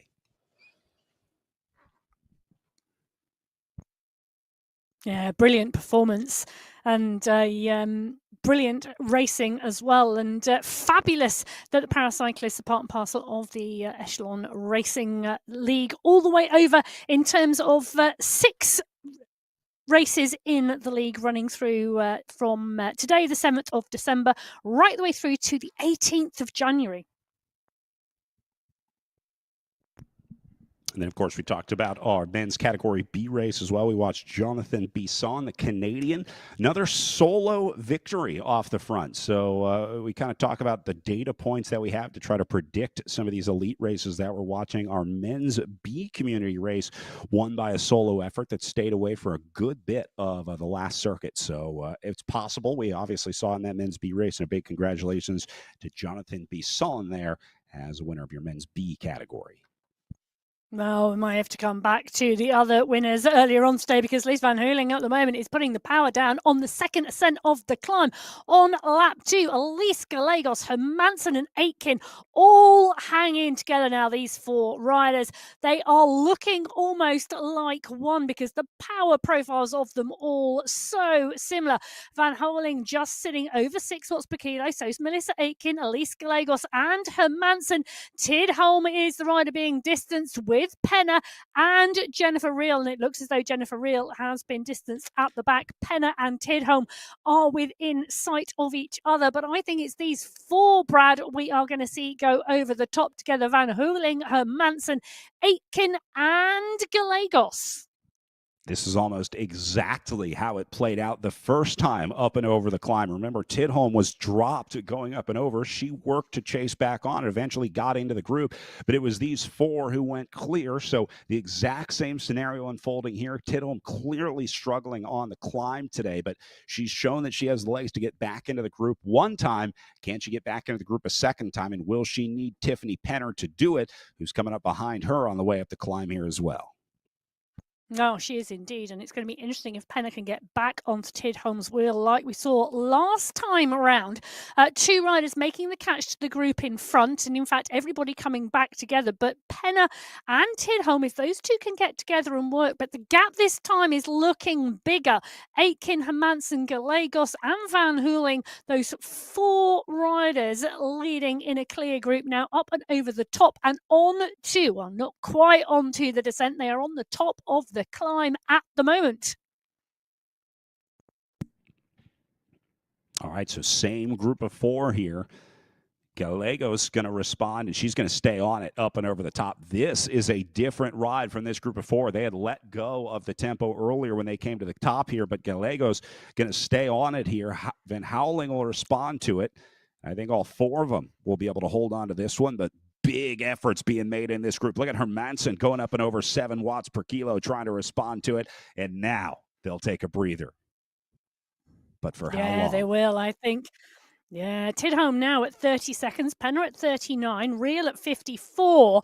That's going to be an interesting move, because will any of those riders decide to push and chase on the descent as we saw on the last descent off of this climb last lap, or are the riders going to be happy to let the gaps go? Tidholm at the moment, do you know, Brad, she did it last time. It looks like she's going to try the same tactic again. The gap is a little bit bigger this time, but she's still sitting at 4.4 watts per kilo. She's trying to time trial her way down the hill and back into the group again. Oh, this is a great example of the importance of riding your own race. It's better for a rider like Tidholm to give up 30 seconds on the climb, knowing that she can work it back slowly over the rest of the course, than try and stay with the group, blow herself up, go into the red zone, and dig herself a hole that she can't get out of. So even though it looks like she's maybe consistently letting this gap open up, it's probably the smartest thing that she can do here, because the alternate is much, much worse. She's already been able to chase back on one time, and I would not be surprised at all to see her get back on a second time. She's already bringing back time here. She brought this one from 30 down to 23 right here, and Tidholm on her way back up to the front group once more. Well, she's riding to her strengths, and she knows exactly what those strengths are and how to play them out on this course. And she has indeed, she's closed that gap down by around 14 seconds on that descent, and that's just a short section. She's now back on the flat again. And as we said last time, well, I think you said it last time, Brad, it does depend what the group ahead do, and it's looking like they're about to sit up. Well, maybe resigning to the inevitable that Tidholm was going to come back. No reason to try and keep her away. If you think she's going to make the catch, there's no point in trying to fight an uphill battle, I guess. Meanwhile, we go back up to that front group with Aitken, Gallegos, Hermansen, and Van Houweling, as they're going to lock this one in right around 3.5 watts per kilo up on the front. Good news for Joanna Tidholm, who now has 32 seconds to make up onto the flats of the bridge. Well, yeah, indeed. So Van Houweling, Gallegos, Aitken and Hermansen, 33 seconds clear of Tidholm. I think the pace has picked up on the front and dropped off, picked up and dropped off. Tidholm trying desperately to hold on to that 4 watts per kilo and close the gap down, but it's not coming down as much as she would like before they go out onto the final lap of the race. Tiffany Pennon now at 54 seconds. Jennifer Reel at 1 minute 30 plus. Now, we'd got to the men's amateur races, hadn't we, Brad? The women's B and the women's C races also took place earlier on today. Now let's start with our women's category C race, won by Angel Jadlock with Catherine Montoya into second and Valentina de Segna into third. An international podium in that one, 1, 2, and 3. Top American, 5th place with KJ Phillips in the women's C category race. That was a good one out there today. They'll continue for the remaining 5 stops. And then our women's B category on the Golden Gate Bridge circuit had a good one as well, as we saw the Colombian Dorancy Gonzalez Rua dominate out of that group. Alejandra Jaramillo trying to chase her, and then Randy Gino getting in there, the American, with a good result for 4th place, as our women's B category had a little more separation up at the front, but some great rides out of that group. And I would hope that a lot of these elites were probably watching, or at least tuning into some of these results, just kind of trying to see how the Golden Gate Bridge course has played out. And the intel is there is no intel. This race has been won in breaks. It's been won in solo moves. It's been won in sprints. So this one up for anything in our elite women's race on course right now. Yeah, and I love that. Our riders and racers today showing you can win any way you want on this course. You just have to execute the race. And I'll tell you something, he's executing this at the moment because Gallegos has put a massive dig in on the front with Hermansen, Van Houweling and Aitken having to respond. It was a short, sharp kicker, nothing particularly, but just now starting to think about how do they use every single tiny technical area of this course as they're coming in towards the final lap of the 3 laps of the Golden Gate Bridge route here on MyWhoosh. Well, they may well starting to be testing each other to see whose legs have still got something left. But I think that the nature of this racing in this women's race today, I don't think any of those leading 4 have got a problem at the moment staying with each other. Whenever we have dropped into those pain caves, Brad, they have looked pretty fresh. Yeah, we've only seen a few very tactical and very targeted efforts from the riders in this group. Like we just saw Hermansen launching up to 7 watts per kilo. You'll know pretty quickly who in that group can respond to that. I mean, you're going to be able to tell if there's a rider who's right on the edge or there's a rider that you can get rid of. Doing 7 watts per kilo, even for 10 seconds, will be enough to get rid of them. And so that's a very easy and relatively cheap way, a low lift way to figure out who's struggling in the group, if you've got any weak riders, if there's any targets that you maybe need to go after. And the answer so far is there's not. All 4 of these riders still fresh and ready to go in the front group. Well, they are indeed. And we were just in with Johanna Tidholm there. Can I just say, I almost want to give her racer of the ride or rider of the race. Yeah. Well, if we had a prize for the rider with the most determination, the most resilience, the most commitment to bringing down a gap. She has got to be right up there today, because Tidholm, yet again, that gap was up at around nearly 40 seconds. She's got it down to 14 to 13 seconds now. She is not giving in. In terms of racing ability right now, Tidholm by far having the best day out there. She is twice now brought back this gap after getting dropped on the climb. It takes almost the entire lap to do it. When she catches, it's only a few kilometers before they hit the climb again, and then she's got to do the whole thing over. She's done it once. She's about to do it twice, as she has now brought this gap down to 8 seconds. And boy, if this happens again and she can finish with the main group, that'll be the ride of a lifetime for Tidholm, as she sits in 5th place right now. Great shot from her screen on the right side here. But Emma, I think she can do it again. Well, honestly, she's just come underneath what will be the finish banner next time, and you are so on the ball with that comment, Brad. It's taking her literally from the top of the climb to the finish line to make the catch, but make the catch she is for the second time, because we are about to witness Johanna Tidholm close down and come onto the back wheel of the leading group. That was just sublime from Johanna Tidholm. Not once, but twice she has done that this race.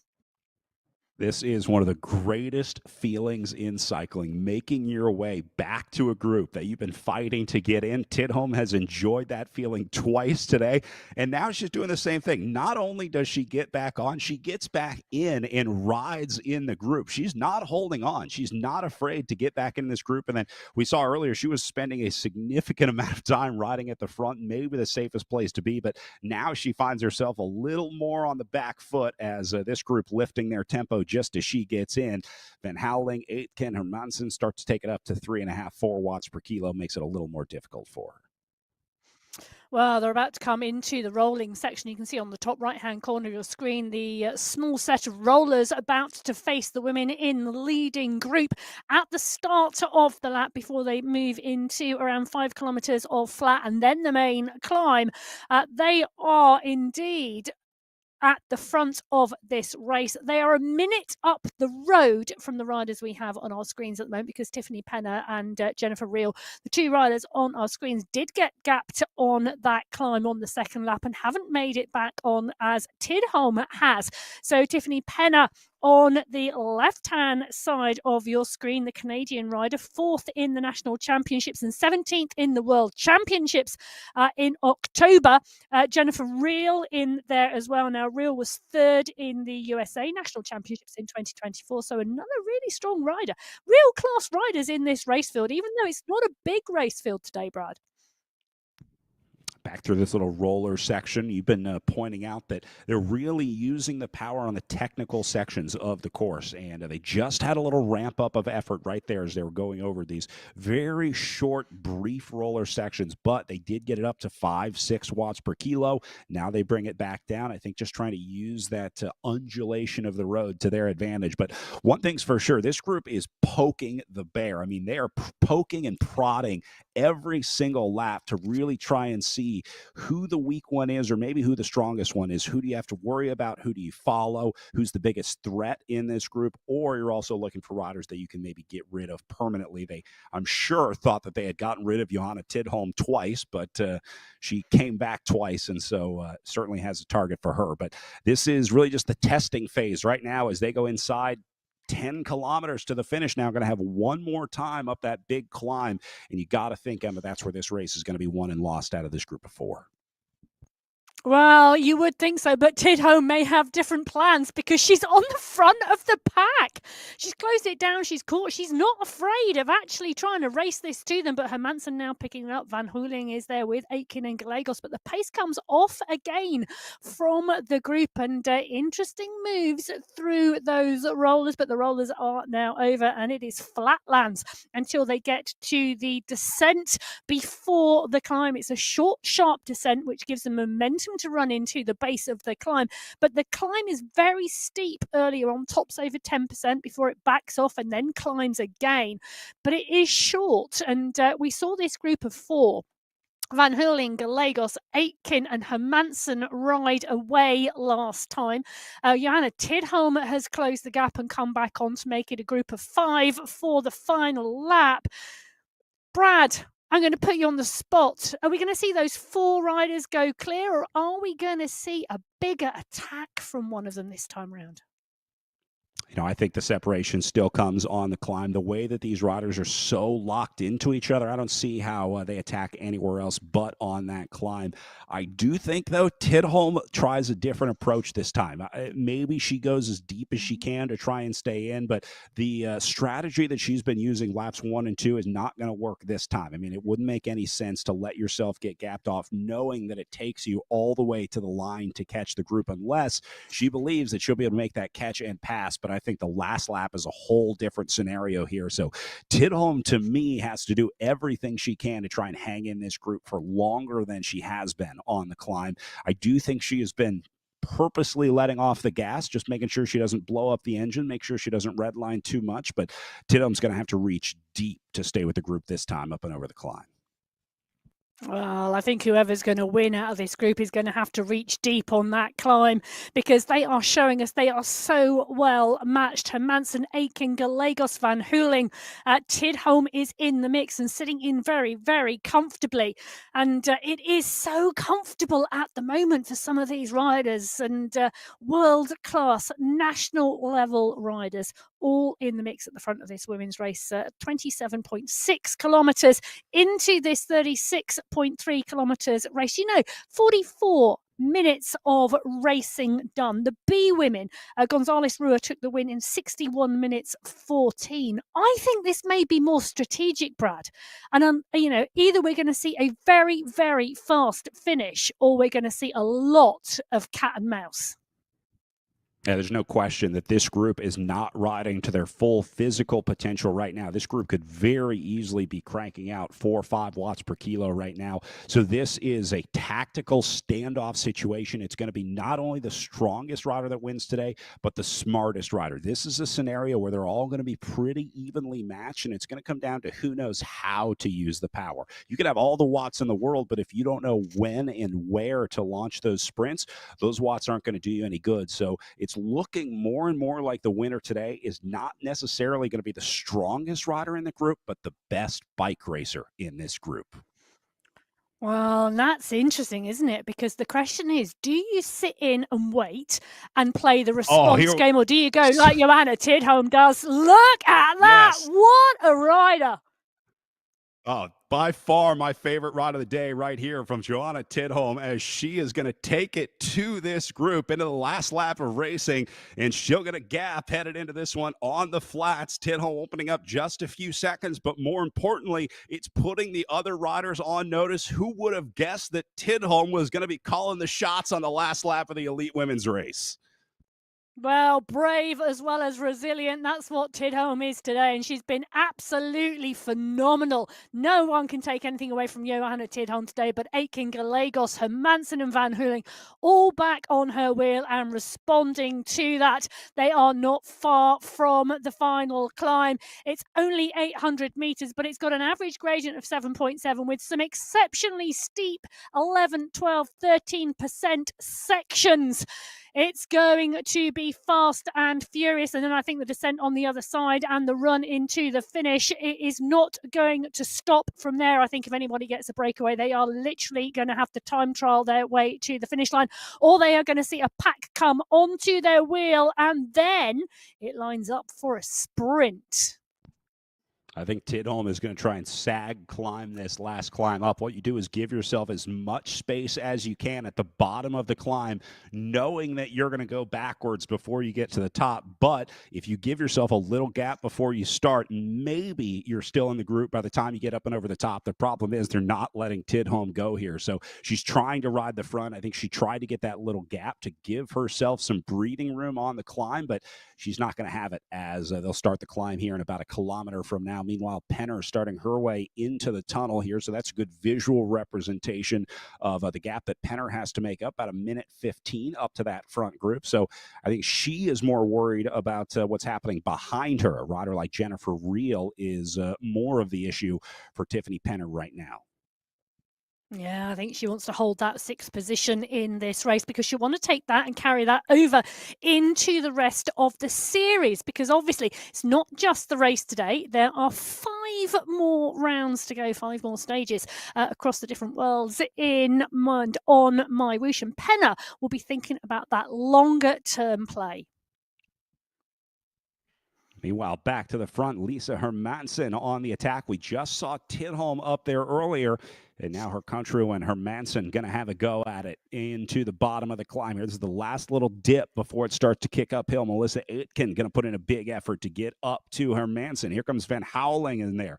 Tidholm is still in the conversation. She's going to maintain contact. Gallegos has been dropped out of the back of the group, so a new rider struggling on the climb as Hermansen hits it. Van Houweling, Tidholm, and Aitken are there. Well, they are indeed. And Lisa Hermansen, I said she could climb short, sharp, steep climbs, and boy, is she trying to go for it. So Hermansen has gone, but Liz Van Houweling, now she was one of the riders I was expecting, second in the national championships in the USA this year. She's on form and she's pushing strongly. And Hermansen is adamant she's sticking to her wheel. Melissa Aitken closing the gap now. 3 riders. Tidholm just getting gap to gain 5 seconds back. Tidholm's not out of this one yet. She could still do this up to the top. They're about halfway up this climb. She's got to maintain this gap. She can't let this go over 10 seconds. Otherwise, she'll be in trouble over the top of it. Van Houweling, Aitken, and Hermansen continuing to drive up to the top here. But Tidholm fighting for her life in this group. This is the ride of the day for Johanna Tidholm. No matter how this one ends up for this rider here, an incredible effort being shown by the Swede. Yeah, she is indeed. And Hermansen, Van Houweling, and Aitken, the 3 riders up the front. Nothing can split them at the moment. And it's really, really interesting. Van Houweling pushes again at 7 watts per kilo. She's trying to come round Hermansen because it's Hermansen on the front of the group at the moment. But Van Houweling now takes up the mantle. But can she ride away? There is not much more of the climb to go. Then they go into the descent. And now this is going to be interesting with 3 riders off the front. A 15-second gap back to Tidholm. She's closed bigger gaps before Brad. And then we have the run into the finish. The question is, are these 3 going to sit up and take a look at each other, or are they going to push on and attack on the descent? Gotta think that this last lap is raced differently than the first 2, as now they go right around 6 kilometers to the finish here. Van Houweling, Hermansen, and Aitken will go clear up and over the climb. Tidholm going to get left behind, and now it comes down to that group trying to sort it out. Tidholm, despite her best efforts to try to stay in there, just could not maintain contact with the group. And again, I think this front group is going to race much differently on this 3rd circuit than they did the 1st and 2nd times. That's going to make it much more difficult for Johanna Tidholm to get back into the group as we turn our attention to 1, 2, and 3 on course all together, headed into the last 4K. Well, they are indeed, but the pace, well, it's a little bit on and off at the moment. 2.6 watts per kilo from Aitken on the front, 1.6 from Hermansen. I just can't believe Tidholm could do this again, or that the front 3 would let her. But Hermansen, Aitken, and Van Houweling, well, the pace now, Aitken's gone onto the front and she's lifted it to 4 watts per kilo, but she's come immediately straight off it. Tidholm, well, she's still sat around 4 watts per kilo. 24 seconds the difference at the moment. It would be unbelievable. Well, that might be the wrong word. But if she could do it again, it would just be something out of a storybook. I'll tell you what, if Tidholm gets back into this group, I am personally getting on a plane to Sweden to high-five this woman, because this is, like you said, the ride of a lifetime. I am loving this ride by Tidholm right here, and certainly cheering her on to get back into this group as we watch 2 great battles unfolding. Tidholm fighting to maintain contact with the front group, and then Hermansen, Van Houweling, and Aitken fighting for the 3 podium spots. It is a great one here on week number 1 of the Echelon Racing League. Well, the first round of the Echelon Racing League, not disappointing at all, because it is a huge battle out here in the women's race. Liz Van Houweling, Lisa Hermansen, and Melissa Aitken, the 3 riders off the front of the pack at the moment. Down the road leading the race, Johanna Tidholm. She's been gapped on the climb every time and fought her way back, and she's bringing this gap down again. I'm shopping for flights right now. Van Houweling, Aitken, and Hermansen holding on right around 3 watts per kilo. Tidholm pushing 4.5, trying to get to 5 here. Clearly putting in the effort to try to get across. And once again, the fate of Tidholm is in the hands of Aitken, Van Houweling, and Hermansen. It's up to how they ride to determine whether or not Tidholm is going to get back into this group. And I'll tell you, Emma, if she gets contact here, this is the kind of ride that not only catches the group, but goes right by them. She'll have the momentum, she'll have the timing, and she'll have the riders all kind of looking around at each other. If Tidholm regains contact, she is an absolute contender to win this race, but she's got 1.3K to get there, and the odds are certainly stacked against her. Well, you say that, and I almost don't want to say this out loud, but whilst we have just been chatting, she's gained 6 seconds on the group. They're rolling at 36 kilometres an hour on the Golden Gate Bridge. She's rolling at 42.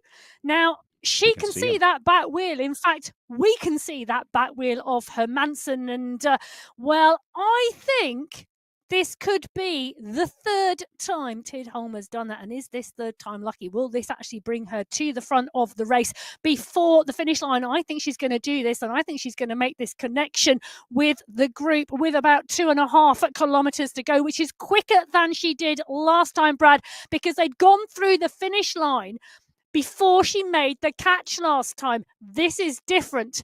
Tidholm has got to feel, I bet she feels tired, but I bet she feels absolutely motivated.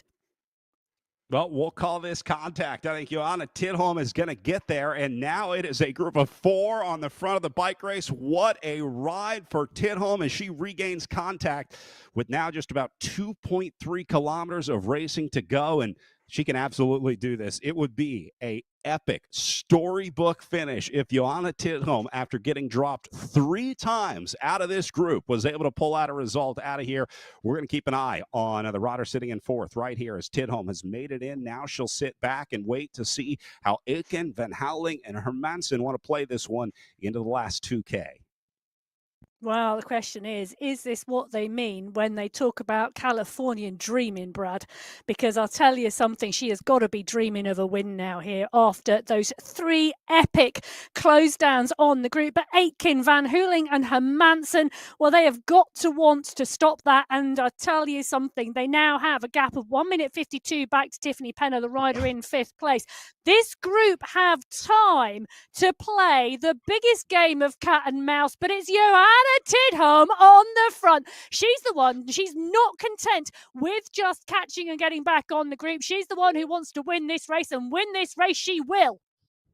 Tidholm has enough guts to go around this group 4 times over as Johanna Tidholm will launch the attack here on the way into the finish. She gets a gap, but Field chases her back down. Melissa Aitken is there. Lisa Hermansen going to get up to the front here as Tidholm starts to fade towards the back of the group. Van Houweling and Aitken are there as they make their way up to 1K to go here. They're going to hit the reset a little bit. This is another chance for Tidholm to get back in. They had a chance to get rid of her, but once they let up, Tidholm is an expert at regaining contact, and just like that, the Swede is back in it.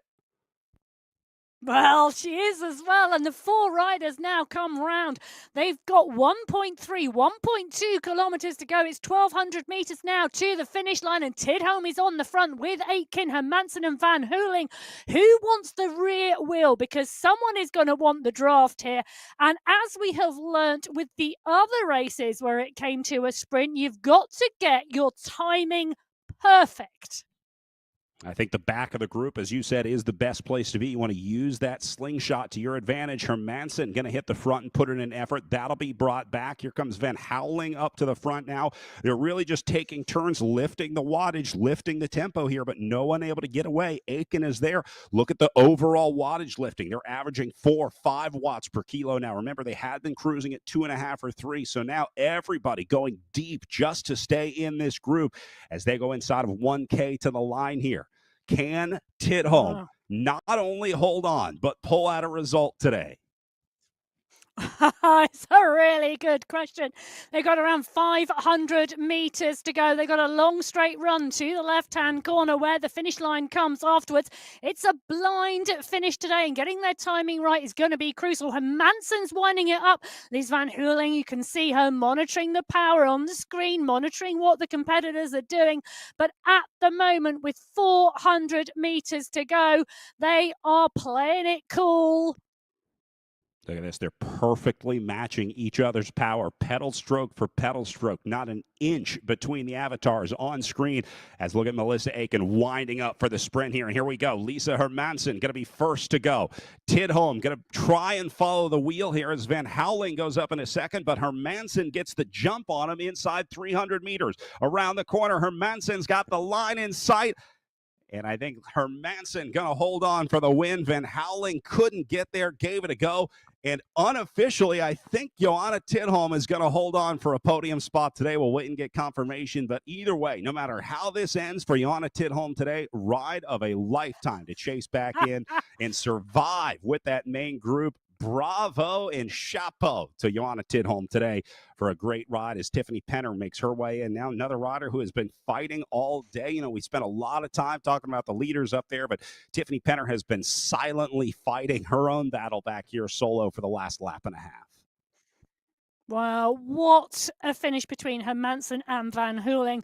The numbers coming out of Liz Van Hooling, she topped 14 watts per kilo in that sprint, but she just left it slightly too late in Hermansen's early attack.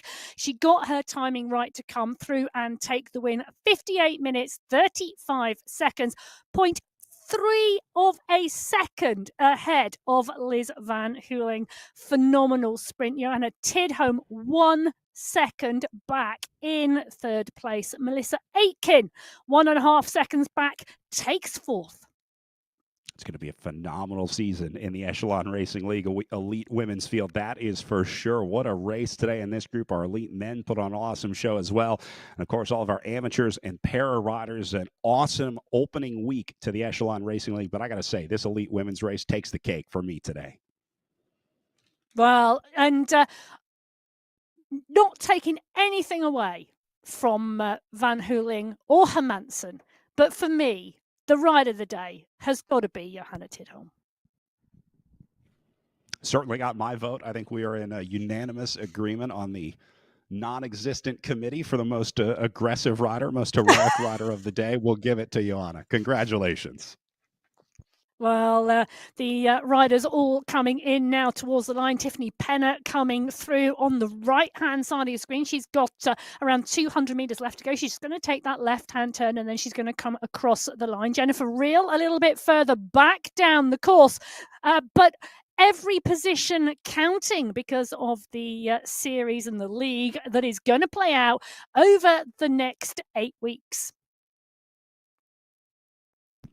Remember, the ERL will continue with stop number 2 on December 21st. They're going to take a week off, and then we resume with the 30K one-lap circuit around the Alcatraz course, another California-based course here on MyWhoosh. So that one's going to be a little different than what they raised on the Golden Gate Park course here today. But I got to say, this was a really good opening course to kind of get a look at our first riders here in the ERL, because we got to see how they climb and we got to see how they TT on the flats. So perfect way to sort of take inventory of what's in store for the ERL this year. Yes, and of course, entry's still open should anybody want to join the league. And they just have to head over to the Echelon Racing League website. Again, categories for all levels of riders, whether you're a para rider. We go all the way from category C up to category B, and then the elite races if you want to do there. So there's a stop and a race for everyone. We certainly hope that you'll join us here in the Echelon Racing League as we continue with 5 more weeks to go, ending with our league championships January 18th in 2025, and the Ghent, Belgium course. That's going to be a great one. Some really awesome courses here on MyWhoosh, and really looking forward to seeing the rest of them this season, Emma.